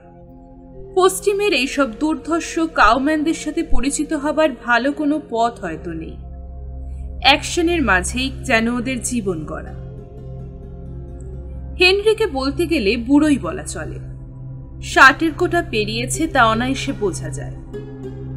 বউ মারা গেছে হেনরির অনেক দিন আগে, দুটো বিশাল বপু তামাটে রঙের ছেলে আছে তার। অনেকদিন আগে ফরাসি কানাডা থেকে এই পশ্চিমে এসেছে হেনরি। ইন্ডিয়ানদের সাথে ও যুদ্ধ করেছে আউটলদের সাথে, মাঝে মাঝে ফ্যানাটিক মর্মনদের সাথেও সংঘর্ষ বেঁধেছে ওর, এবং টিকে গেছে হেনরি। খুব শক্ত হাতে নিজের র্যাঞ্চ গড়ে তুলেছে ও এখানে। এই যুদ্ধ বিগ্রহের সময় মারা গেছে ওর বউ। শুনেছে হ্যারি হেনরির বউটা নাকি ছিল ইপকুইস ইন্ডিয়ান মেয়ে। বিগ ডিভাইড রেঞ্জ পেরিয়ে এখানে আসার পথে ওই মেয়েকে ও নিয়ে এসেছিল। তবে এ সম্পর্কে সঠিক কেউ কিছু জানে না, সবই শোনা কথা। এ ব্যাপারে হেনরিও কারোর কাছে কিছু বলেন। তবে হ্যারি বুড়ো হেনরির উপর আস্থা রাখে। এরকম অভিজ্ঞ এক লোক নিশ্চয়ই অনেক কিছুর খবর রাখবে। হেনরি সম্পর্কে মার্শাল হ্যারির অন্তত তাই ধারণা। ও জানে হেনরি এমন একজন লোক যে কোনো বিষয়ে স্থির নিশ্চিত না হয়ে ফালতু কথা বলে না। সূর্য ডুবতে আর বেশি দেরি নেই। চারদিকে শেষ বিকেলে লম্বা ছায়া। শহর থেকে উত্তর দিকে প্রধান যে রাস্তাটা বেরিয়ে এসেছে সেই পথ এড়িয়ে গেল হ্যারি। বদলে সরু একটা গলিপথে শহর থেকেও বেরিয়ে এলো। প্রধান রাস্তাটা ধরলে টম বা সেই ট্রেসি মেয়েটা বুঝতে পারত কোন দিকে যাচ্ছে মার্শাল। তাই ইচ্ছে করে ওদের চোখে ফাঁকি দিতে এই চোরা পথটা বেছে নিল হ্যারি। ও চাই মাইকের মতো অন্যরাও মনে করুক যে সে সকালেই তার কাজে বেরোবে, কারণ তার আগে কেউ জানলে বিপদের সম্ভাবনা আছে। নিজের অফিসের খোলা দরজার সামনে এক পা ভেতরে ও এক পা বাইরে রেখে ঠাই দাঁড়িয়ে আছে হ্যারি। অপলক চোখে ট্রেসির অপশ্রিয়মান অবয়বটা লক্ষ্য করল। ট্রেসি চোখের আড়াল হতেই ঘুরল, নিজের অফিসে ঢুকল। মাথা থেকে হ্যাটটা খুলে চুলে আঙুল চালালো হ্যারি। কেমন যেন ক্লান্ত মনে হচ্ছে নিজেকে। ট্রেসি ওয়াটসনের চিন্তাটা ঘুরপাক খাচ্ছে মাথার ভিতর। এখন সন্দেহটা আরো গাঢ় হতে শুরু করেছে। সেদগালের খুনের সাথে মেয়েটা কোনো না কোনোভাবে নিশ্চয়ই জড়িত। ব্যাপারটা ভাবতে গিয়ে হ্যারির মনটা খুশি হয়ে উঠল। রহস্য তার ঘোমটা খুলতে শুরু করেছে। তবে তার এই সন্দেহের ব্যাপারটা কাউকেই বলবে না। ও দেখতে চায় কার কত দৌড়। ঘুরে চেয়ারের দিকে এগোতে যাবে, হ্যারি এমন সময় কার যেন গলা শুনতে পেল। হে মার্শাল! দরজা দিয়ে ভিতরে ঢুকল মাইক। প্রশ্নবোধক দৃষ্টিতে দু চোখ তুলে চাইল হ্যারি। মাইককে দেখে অবাক হল। ডাক্তার মিয়াকে পেলাম না। কোথায় কোন এক মহিলার বাচ্চা হবে সেখানে গেছে। বলল আমাকে ডাক্তারের বউ, তার লাশখানাটা তো তালা মারা, বউ জানে না চাবিটা কোথায় রাখা। তবে বলল তোমার কাছে নাকি একটা চাবি আছে লাশখানার। সত্যি হ্যারির কাছে একটা চাবি ছিল। পকেট হাতড়াতেই বেরিয়ে গেল চাবিটা। চাবিটা মাইকের দিকে বাড়িয়ে দিল। চাবিটা হাতে নিয়ে একবার চোখ বুঝল। তারপর পকেটে ভরতে ভরতে হ্যারির দিকে তাকাল। একটা ব্যাপারে আমার মনে খটকা লেগে গেছে মার্শাল, ঠিক বুঝতে পারছি না। আচ্ছা, ওয়াগানে সেথের লাশ নিয়ে টাউনে আসার পর তার .45টা কি তুমি নিয়ে নিয়েছো? কই, আমি তো সেথের সাথে কোনো কিছুই দেখিনি। আচ্ছা মার্শাল, তুমি সেথকে কতটুকু জানো বলো তো আমাকে। কেন এ প্রশ্ন কেন করছো? দেখো, আমি অনেক দিন ধরেই সেথের প্রতিবেশী। অন্যজনের চেয়ে আমি ওকে ভালো করে চিনি জানি এবং সবসময় দেখে আসছি। ওর সাথে সাথে ঝুলছে গান বেল্ট। বন্দুক ছাড়া আমি তাকে কোনোদিনও দেখিনি, আজই প্রথম দেখলাম। আমি কিছু বুঝতে পারছি না মাইক।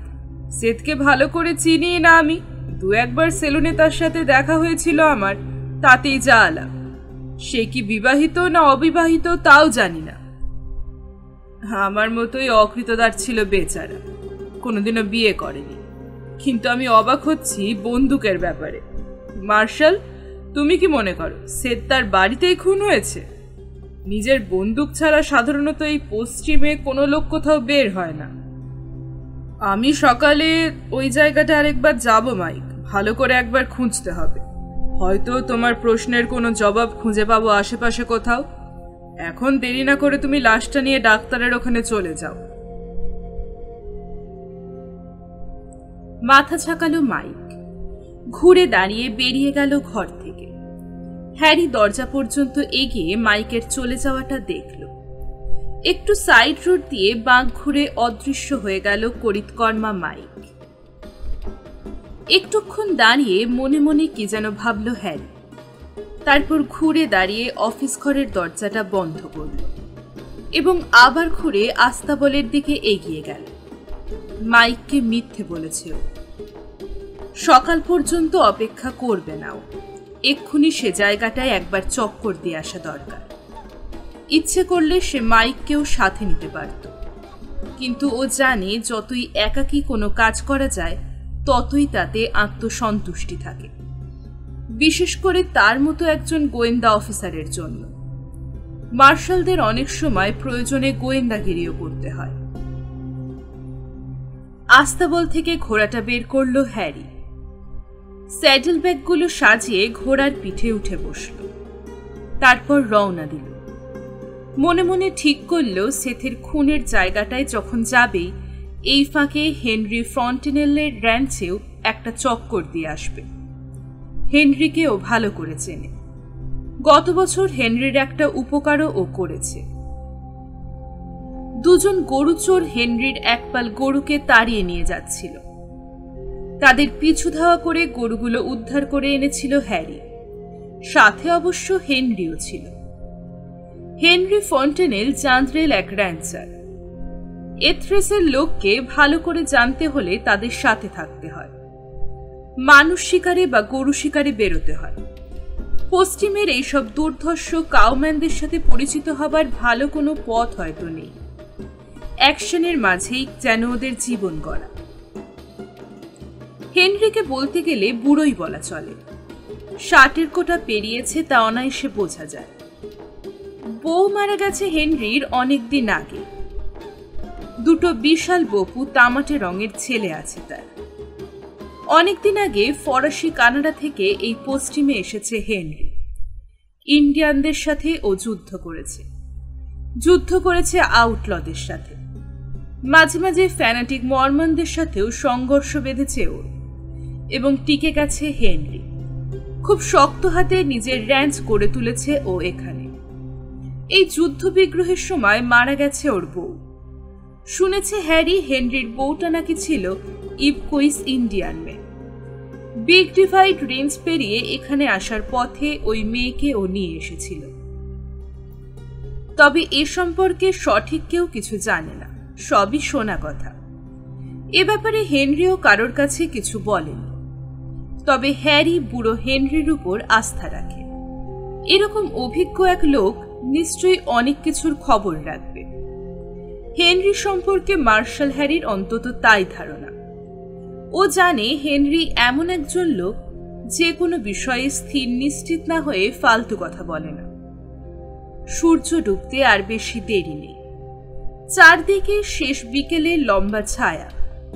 শহর থেকে উত্তর দিকে প্রধান যে রাস্তাটা বেরিয়ে এসেছে সেই পথ এড়িয়ে গেল হ্যারি।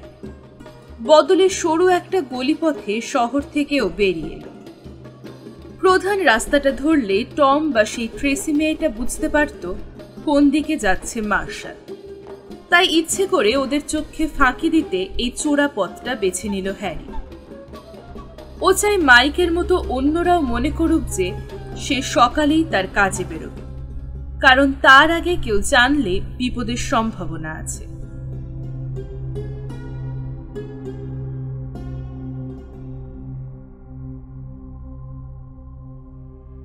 উত্তর দিগন্ত রেখায় আকাশের দিকে মাথা তুলে আছে অনেকগুলো পর্বত চূড়া। বাঁকানো ড্যাগারের মাথার মতো কমলা রঙের আকাশের পূর্বভূমিতে মাথা তুলে আছে। দিনের গরমটা একদম কমে গেছে। সাধারণত সূর্য পাটে বসার সাথে এদিকের এলাকায় গরমটা কমতে থাকে। সূর্য ডোবার অনেক পরেও আলোর আভা থেকে যায়, কিন্তু উত্তাপটা থাকে না। পুরনো জীর্ণ একটা বাক্সকিন জ্যাকেট হ্যারির পিঠে ঝোলানো। ডান পাশে স্যাডেল ব্যাগের পাশেই মাথা বের করে ঝুলে আছে ওর কার্বাইনটা।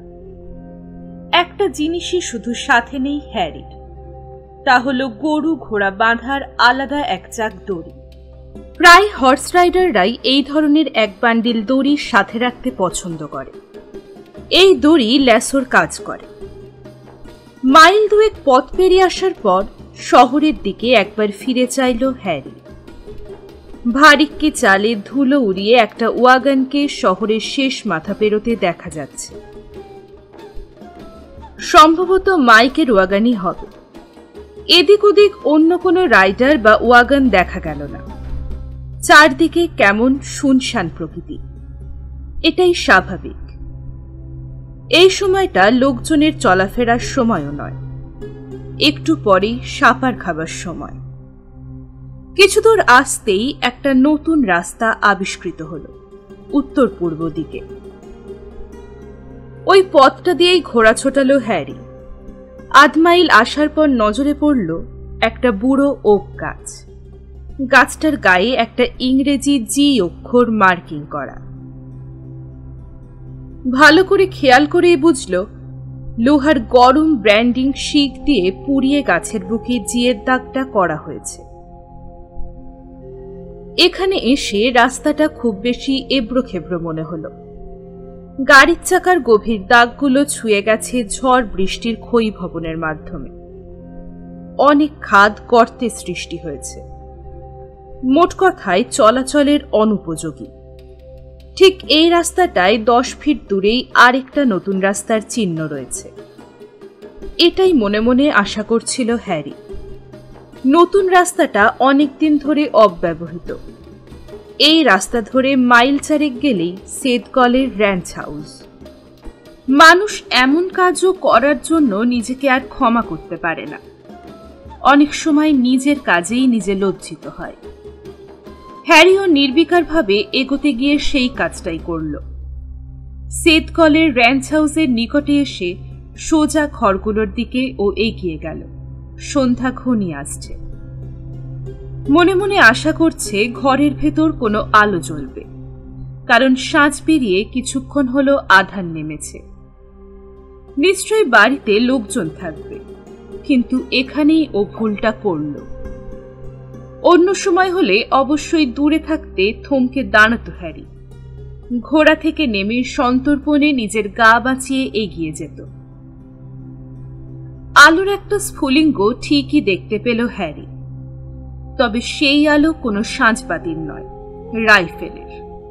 সাথে সাথে প্রচণ্ড শব্দ। স্ফুলিঙ্গ চোখে পড়ার সাথে সাথেই বিদ্যুৎ খেলে গেল হ্যারির শরীরে। চট করে মাথা নিচু করে একপাশে কাত হয়ে ঘোড়ার জিন থেকে ছিটকে মাটিতে পড়ল। ওর পাশ ঘেঁষে বাতাস কেটে গেল একটা বুলেট। ঘোড়াটা ভ্যাবাচাকা খেয়ে চিহি শব্দ করে উঠল। একপাশে সরে গিয়ে গোলা বাড়ির দিকে ছুট লাগাল। হ্যারির কারবাইনটা জিনের বুটে আটকানো রয়ে গেছে। মনে মনে প্রমাদ গুনল হ্যারি। কিন্তু দ্বিতীয়বার কোনো গুলির আওয়াজ হলো না। ধুলি ধূসরিত রাস্তার উপর তেমনি অনড় হয়ে পড়ে রইল হ্যারি। সে জানে সম্ভাব্য আততায়ী তাকে এ অবস্থায় স্পষ্ট দেখতে পাচ্ছে। ইচ্ছে করলে ধীরে সুস্থে আরেকটা বুলেট ঢুকিয়ে দিতে পারে হ্যারির গায়ে। কিন্তু আর কোনো গুলি করছে না অদৃশ্য লোকটা। হয়তো ভেবেছে এক গুলিতেই চিৎপটাং হয়েছে সে, কাজেই আর দরকার কি। রুদ্ধশ্বাসে অপেক্ষা করছে হ্যারি। এ অবস্থায় নড়াচড়া করলেই নিশ্চিত বুলেট খেতে হবে। মিনিট 10 পরে একটা ঘোড়া ছুটে যাবার শব্দ শোনা গেল। চেপে রাখা নিঃশ্বাসটা ফেলল হ্যারি। মাথাটা তুলল। পূব দিকে অশ্বারোহী শব্দ মিলিয়ে গেল। উঠে দাঁড়িয়ে গায়ের ধুলো ছাড়ল হ্যারি। কি বোকামিটাই নাও করল। কারবাইনটাও খুলে নিতে পারেনি। স্রেফ ভাগ্য জোরে বেঁচে গেছে। ক্ষণিকের জন্য মনটা ওর সংকুচিত হল। গোলাবাড়ির ভিতরে ঘোড়াটাকে দেখল হ্যারি। বেশ নিশ্চিন্তে খড় চিবোচ্ছে। হ্যারিকে টের পেয়ে ঘুরে তাকালো একবার ঘোড়াটা। আদর করে একটা ছোট গাল পারল হ্যারি। কারবাইনটা টান দিয়ে উঠিয়ে নিল। গোলাবাড়িটা ভালো করে ঘুরে ফিরে আবার বাইরে বেরিয়ে এলো। আশেপাশের মোড়গুলোয় ঢু মারল। একটা ঘরে নাল লাগানো হয়, আরেকটা ওয়ার্কশপ। একটা খালি মুরগির ঘরও পাওয়া গেল। একপাশে একটা ব্যাংক হাউস, ওটাও খালি। এইসব শেডে কিছুইও পেল না। প্রধান বসত ঘরটার দিকে রওনা হলো হ্যারি। মৃদু একটা বারুদ পোড়ার গন্ধ এসে ধাক্কা খেল হ্যারির নাকে। কিছুক্ষণ আগে এখান থেকেই গুলিটা করেছে আততায়ী। ঘরটার চারিদিকে একবার চোখ বোলালো। এটা সেদকলের পার্লার। ঘরের মধ্যে রাজ্যের যত জঞ্জাল চোখে পড়ল। ভাঙা জিন এবং বর্মের টুকরো এদিক সেদিক ছড়ানো। পালিশ করা টেবিলের উপরে একটা পোড়া চাকা দাগ দেখা গেল। কেউ গরম কফির কেটলি রেখেছিল। ফায়ারপ্লেসটার সামনে একটা মোটা পারওয়ালা সোফা। ঘরের এক কোণে একটা পোকায় কাটা ইন্ডিয়ান বল্লম ও একটা যুদ্ধ আচ্ছাদন। পিস্তল নেই এখানে। বুলেটের বেলটা আস্তে নামিয়ে নিল হ্যারি। সেথের বেডরুমটা তেমনি নোংরা আর অগোছালো মনে হলো। যে লোকটা ওর প্রতি গুলি ছুঁড়েছে ও নিশ্চয়ই এই ড্রেসিং টেবিলটার ড্রয়ারগুলো তল্লাশি করেছে। তাকে ঘোড়া নিয়ে আসতে দেখে গুলি চালিয়েছে। কাছে গিয়ে ড্রয়ারগুলো সব খুলে দেখল হ্যারি। উল্লেখযোগ্য তেমন কিছু নেই। আবার ফিরে এলো পার্লারে। পার্লারের একপাশে একটা ডেস্ক দেখা গেল। ওটার ড্রয়ারগুলোও খোলা। কাগজপত্র ঘাটাঘাটি করার প্রমাণ পাওয়া গেল এখানে। আততায়ী নিশ্চয়ই এমন কিছু খুঁজছে যা অত্যন্ত দরকারি। কি হতে পারে? টাকা পয়সা, হয়তোবা শুধু টাকা পয়সা নয়, আর অন্য কিছু হতে পারে। কারণ হ্যারি খেয়াল করল দু একটা চিঠি খোলা অবস্থায়। কেউ একজন যত্ন করে টেবিলের কাছে গিয়ে আলোতে চিঠি পড়ার চেষ্টা করেছে। টেবিলের পাশেই একটা চেয়ারও দেখা গেল। অবশ্য দেখে বোঝা যাচ্ছে শুধু টাকা পয়সাই নয়, আরো কিছু খুঁজছে আততায়ী। ঘরের বাইরে চলে এলো হ্যারি। বাড়ির পিছনে আশেপাশে ঘুরে ফিরে দেখল। যে জায়গাটায় ঘোড়া বেঁধেছিল সেই জায়গাটাও নজরে পড়ল মার্শালের। এমন জায়গায় ঘোড়া বেঁধেছিল লোকটা যে সহজেই কারোর চোখে পড়বে। তার মানে লোকটা নিশ্চিত ছিল যে এ সময় কেউ আসবে না, অথবা সে জানত সেদকলও আসবে না। কেসটা বেশ ইন্টারেস্টিং মনে হচ্ছে হ্যারির কাছে। বেশ বুঝতে পারছেও সে এবং মাইক কার্নিস ছাড়াও আরও একজন সেথের মৃত্যুর খবর জানে। শহরের কেউ তাড়াতাড়ি এখানে আসতে পারবে না, সেই সবার আগে এসেছে। তার মানে এই দাঁড়াচ্ছে যেই সেথকে খুন করে থাকুক সে এদিকে কোথাও এখনো ঘুরে বেড়াচ্ছে এবং এমন কিছুর জন্য হন্যে হয়ে উঠেছে যা সেদকলের জীবিত থাকাকালীন সময়ে পায়নি, এখন পাওয়ার চেষ্টা করছে। আবার বাড়ির সামনে এলো হ্যারি। থমকে দাঁড়ালো। কিসের যেন শব্দ শোনা যাচ্ছে। একটু পরেই বুঝতে পারল কয়েকজন রাইডার ঘোড়ায় চড়ে আসছে। অশ্বক্ষুরের শব্দ স্পষ্ট শোনা যাচ্ছে। দৌড়ে গোলাবাড়িতে এসে ঢুকল হ্যারি। ঘোড়াটাকে খুলে টেনে নিয়ে গেল একেবারে কর্নারে একটা অন্ধকার আচ্ছন্ন শেডের আড়ালে। উঠোনে ঢোকার আগে অশ্বারোহীরা গতি কিছুটা মন্থর করল। হ্যারি দেখল মোট 4 জন ওরা। সামনের দানব সদৃশ্য লোকটাকে দেখেই ও চিনতে পারল, শেরিফ টম গ্র্যান্ট। আর 3 জনকে ভালো করে চেনা যাচ্ছে না। বেশ অবাক হলো হ্যারি। টম যদি তার সাথে সাথে ও শহর থেকে বেরোয়, তাহলেও এত তাড়াতাড়ি হেনরির ওখানে গিয়ে ওকে সাথে নিয়ে এখানে পৌঁছানো অসম্ভব। বাড়ির সামনে এসে ঘোড়া থেকে নামলো টম। গর্জন করে কিছু একটা বলল অন্যদের। দেউরি টপকে দরজার সামনে গিয়ে দাঁড়ালো। তারপর খুলল দরজা। হেনরিদের উদ্দেশ্যে হাঁক ছাড়ল। মাইরি বলছি হেনরি, স্পষ্ট বারুদের গন্ধ পাচ্ছি আমি। ঘোড়া থেকে নেমে বুড়ো হেনরি আর তার এক ছেলে এগিয়ে এলো। টমের পাশে এসে বাতাসে নাক ঘোরাতে লাগলো। ঠিক স্যারি, বারুদেরই গন্ধ, একদম তাজাই মনে হচ্ছে।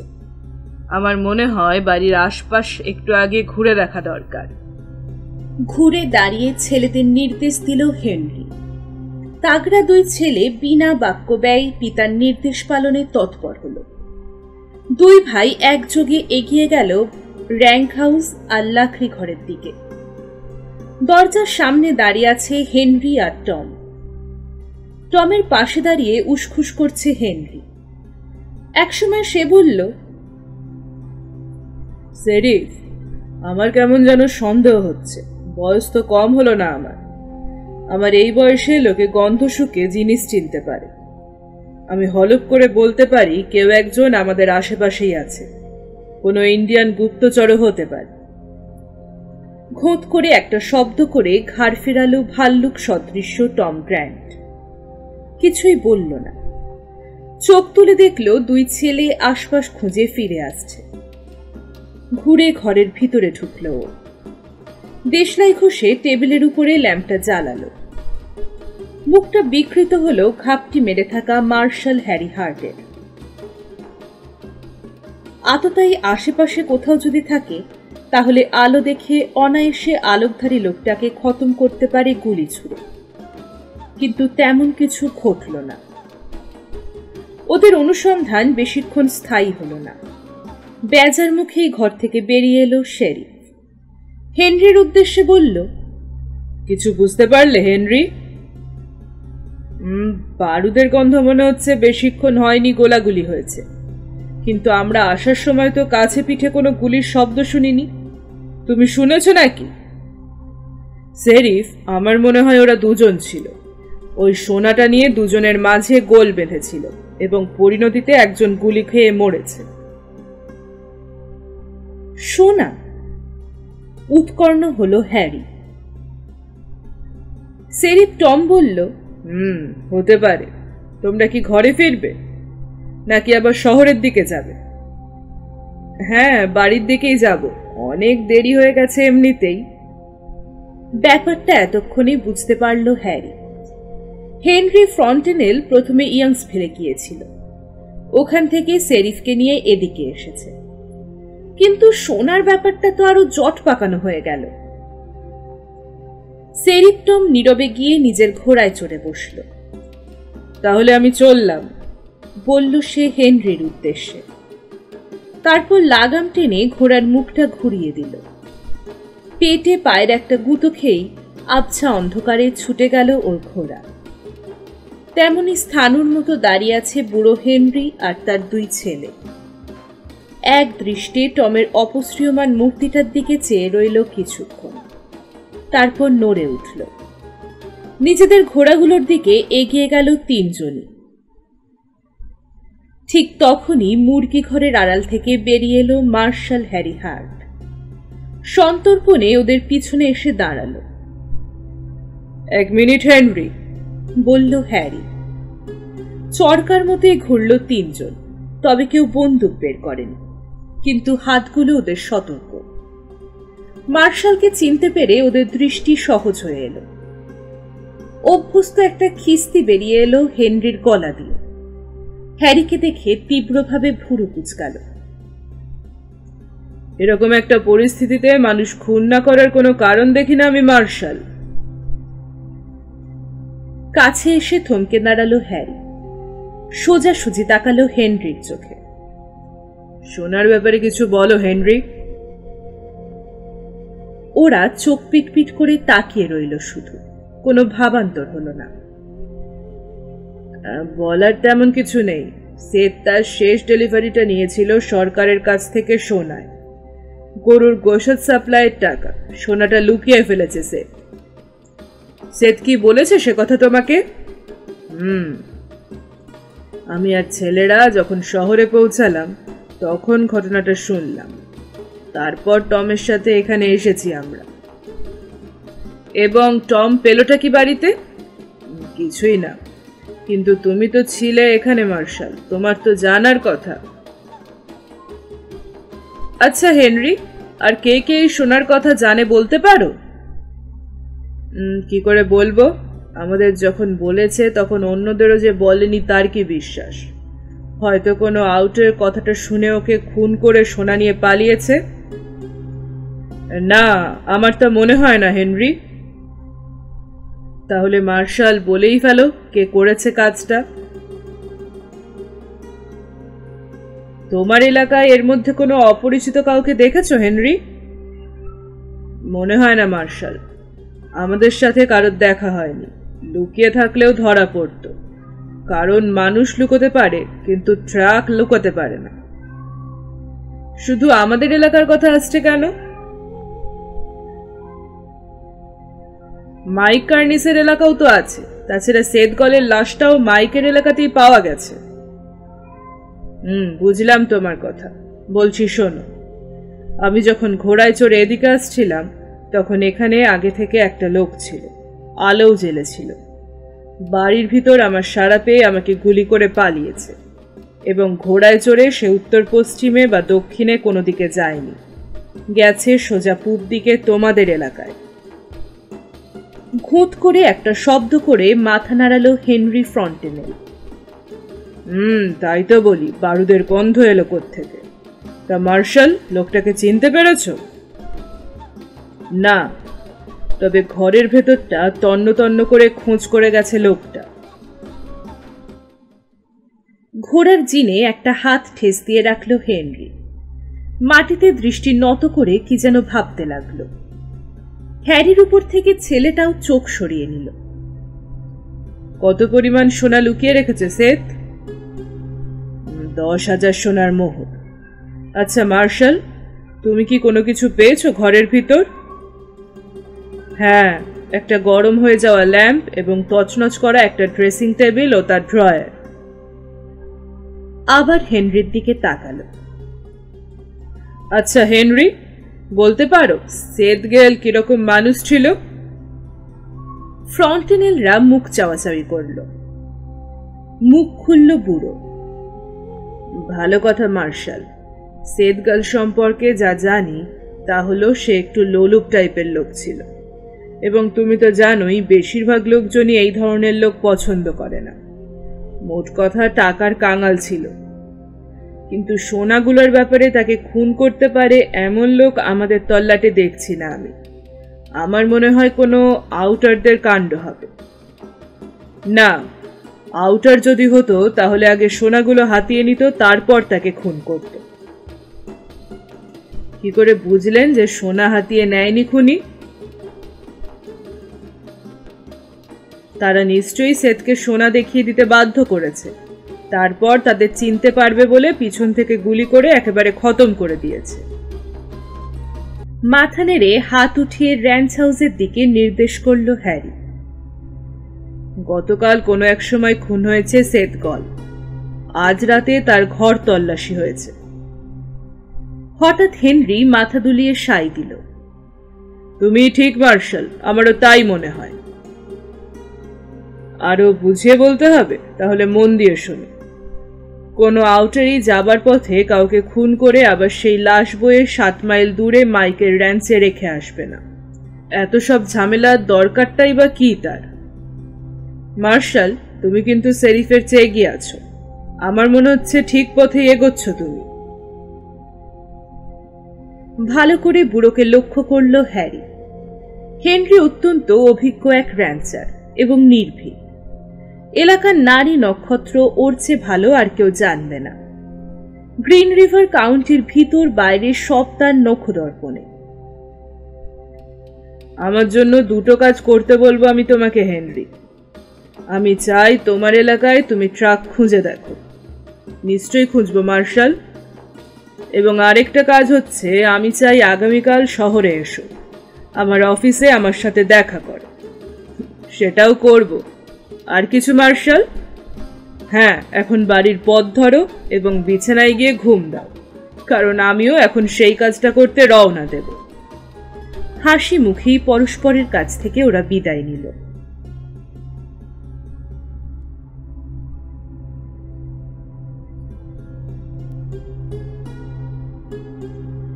মার্শাল হ্যারি কিন্তু সোজা শহরে ফিরল না। কিছু দূরে এসে বাঁক ঘুরে মাইকের র্যাঞ্চ হাউসের উদ্দেশ্যে ঘোড়া ছোটালো। এবার কিন্তু কারবাইনটা রেডি রাখতে ভুলল না। মাইক তখন গোলা ঘরে। ঘোড়ার শব্দে বাইরে এসে দাঁড়ালো। তখন মার্শাল হাট পৌঁছে গেছে। যেখানে আছো সেখানেই থাকো মিস্টার। অন্ধকারে মাইকের গলা ভেসে এলো। আমি তোমাকে দেখতে পাচ্ছি। ইচ্ছে করলে বন্দুকের দিকে হাত বাড়াতে পারো, সেটা তোমার ইচ্ছে। ঘোড়ার পিঠ থেকে এক লাফে নামলো মার্শাল হ্যারি। আমি হ্যারি হার্ট। বন্দুক অলরেডি উঁচু করে ফেলেছিল মাইক। মার্শালের গলা শুনে নামিয়ে আনলো হাত, এগিয়ে এলো উঠোন পেরিয়ে। হ্যারিকে দেখে বলল, কি ব্যাপার মার্শাল, এত রাতে? আবার কোনো মরা বয়ে নিয়ে যেতে হবে নাকি? একটা কিছু মাইকের দিকে বাড়িয়ে ধরল হ্যারি। চিনতে পারো এই গান বেলটা? এক পাশে কার্বাইনটা রেখে দিল মাইক। কৌতূহলী চোখে দেখল গান বেলটা, তারপর হাত বাড়িয়ে ওটা নিল। তারপর মৃদু আলোয় উল্টে পাল্টে দেখল বেলটা, তারপর ফিরিয়ে দিল আবার হ্যারির হাতে। এটাই মার্শাল, এই গান বেলটাই সবসময় পড়তো সেদগল। বাকলের ওই ছড়ে যাওয়া অংশটা খেয়াল করেছ? পাহাড়ে গরু তাড়াবার সময় ঘোড়া থেকে আছাড় খেয়ে পড়েছিল একবার সেদ, আমি ছিলাম সাথে। পাথরে ঘষা খেয়ে বেল্টের ওই দাগটা হয়েছিল। কোনো বন্দুক পিস্তল পাইনি মাই, খালি বেলটাই খুঁজে পেলাম। সেথের পার্লারের দেয়ালে ঝোলানো ছিল, কিন্তু একটা জিনিস বুঝতে পারছি না, খুনির কি দরকার পড়লো বেল্ট থেকে পিস্তলটা খুলে নিয়ে যেতে? সম্ভবত ওর একটা পিস্তলের দরকার ছিল। তুমি যদি কোনো লোককে তার ঘরে গিয়ে খুন করতে চাও, তাহলে তোমার পিস্তল সাথে নেবে না? একপাশে মুখ ঘুরিয়ে একদলা থুতু ফেলল মাইক। কোমরে একটা হাত রেখে আবার হ্যারির দিকে তাকালো। সেদ কি তার ঘরেই খুন হয়েছে মার্শাল? তার সোফার গদিতে একটা ছিদ্র দেখেছি আমি, আর শুকিয়ে যাওয়া রক্তের দাগ। তার মানে তুমি এর মধ্যেই ওখানে গেছিলে? বলেছিলে। এমনিতেই ঘুমোতে পারতাম না, তাই ভাবলাম রাতে একটু ঢু মেরে আসি। রাতটাও বেশ উষ্ণ এবং আরামদায়ক। অন্ধকারে হ্যারির মুখাকৃতিটা ভালো করে দেখার চেষ্টা করলো মাই। এবং তুমি আমাকে সন্দেহ করছো, তাই না মার্শাল? সন্দেহ সবাইকেই আমি করছি মাইক, তবে তোমাকে সবার চেয়ে কম সন্দেহ করি, এটা অন্তত বিশ্বাস করতে পারো।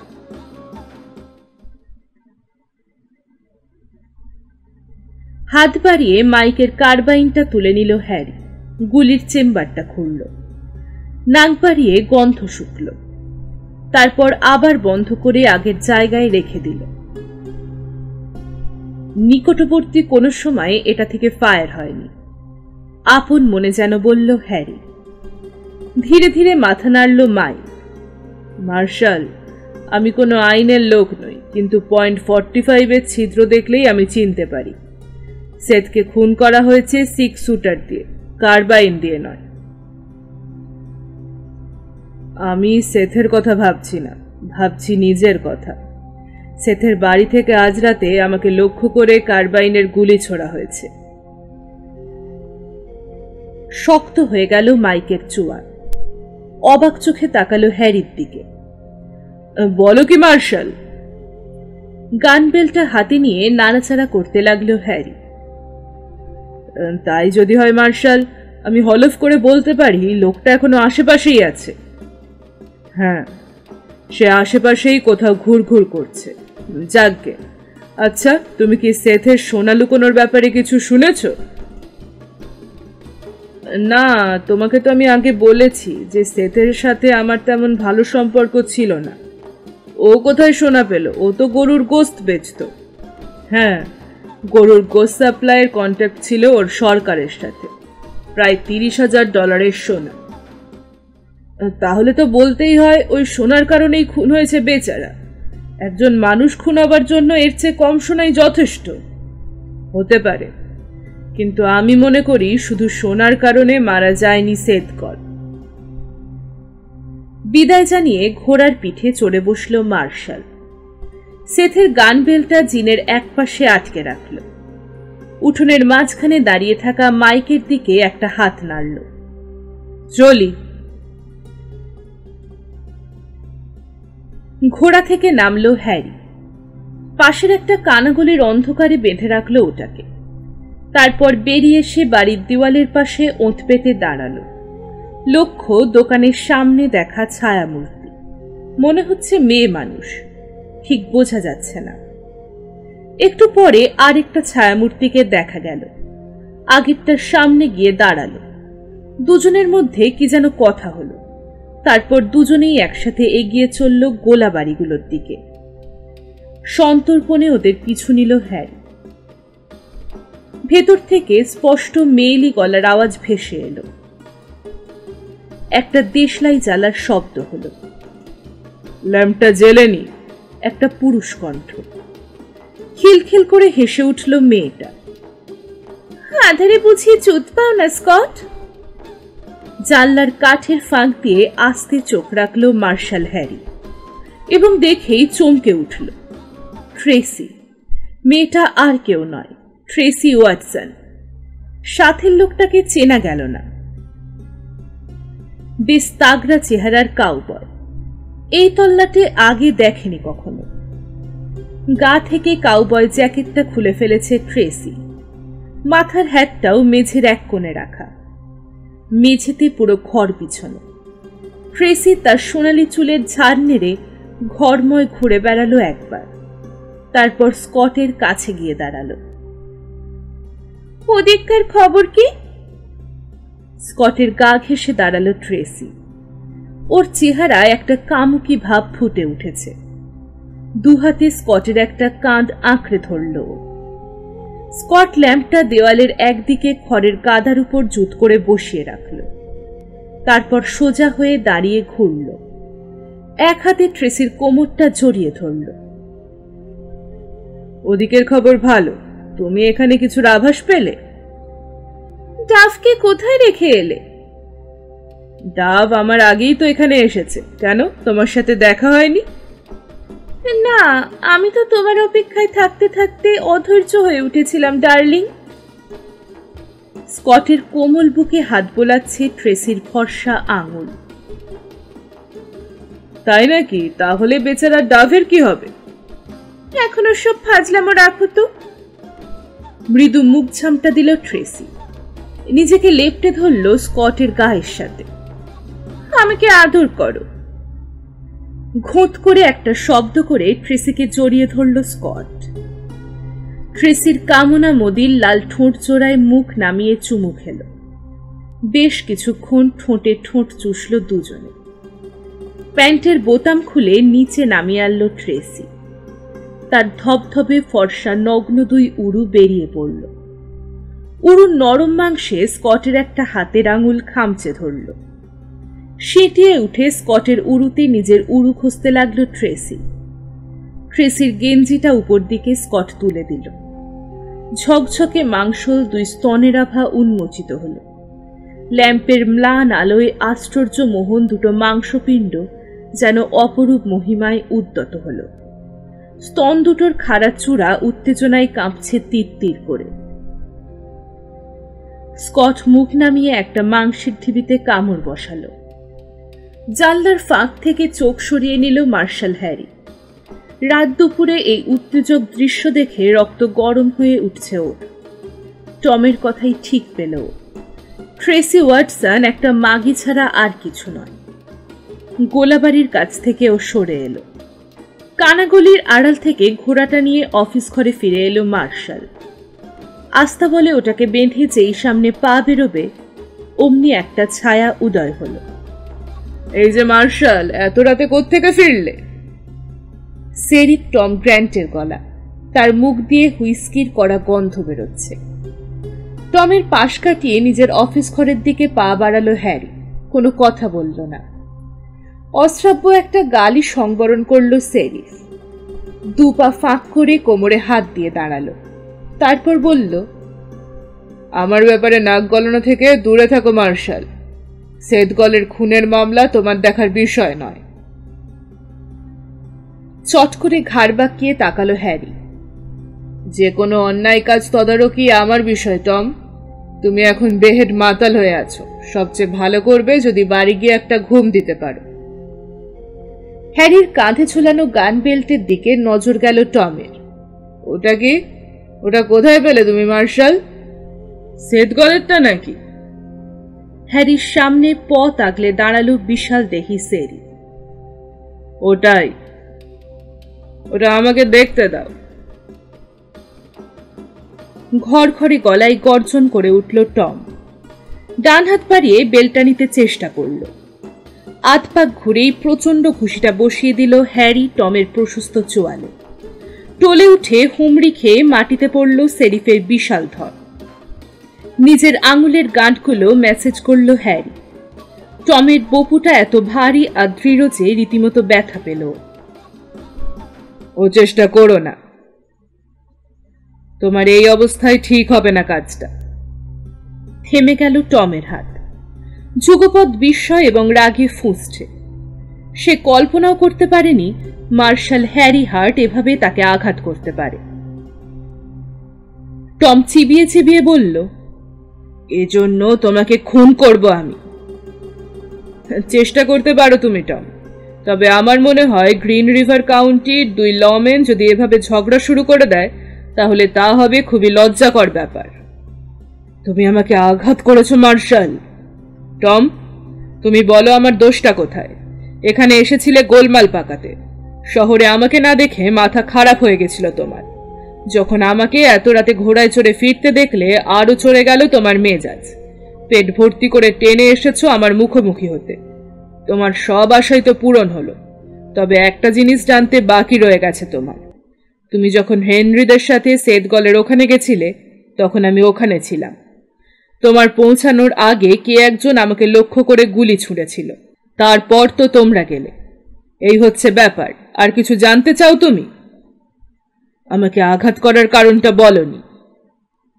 ঘুরে দাঁড়ালো সেরিফ, আর একটা কথাও বলল না। সোজা হেঁটে চলে গেল অন্ধকারে। দরজার চৌকাঠ ধরে ঠিক তেমনি রিজু ভঙ্গিতে দাঁড়িয়ে রইল মার্শাল। টমের চলে যাওয়াটা দেখল। মনে মনেও ভাবল মদের নেশাটা কমে গেলেই রাগ জল হয়ে যাবে সেরিফের।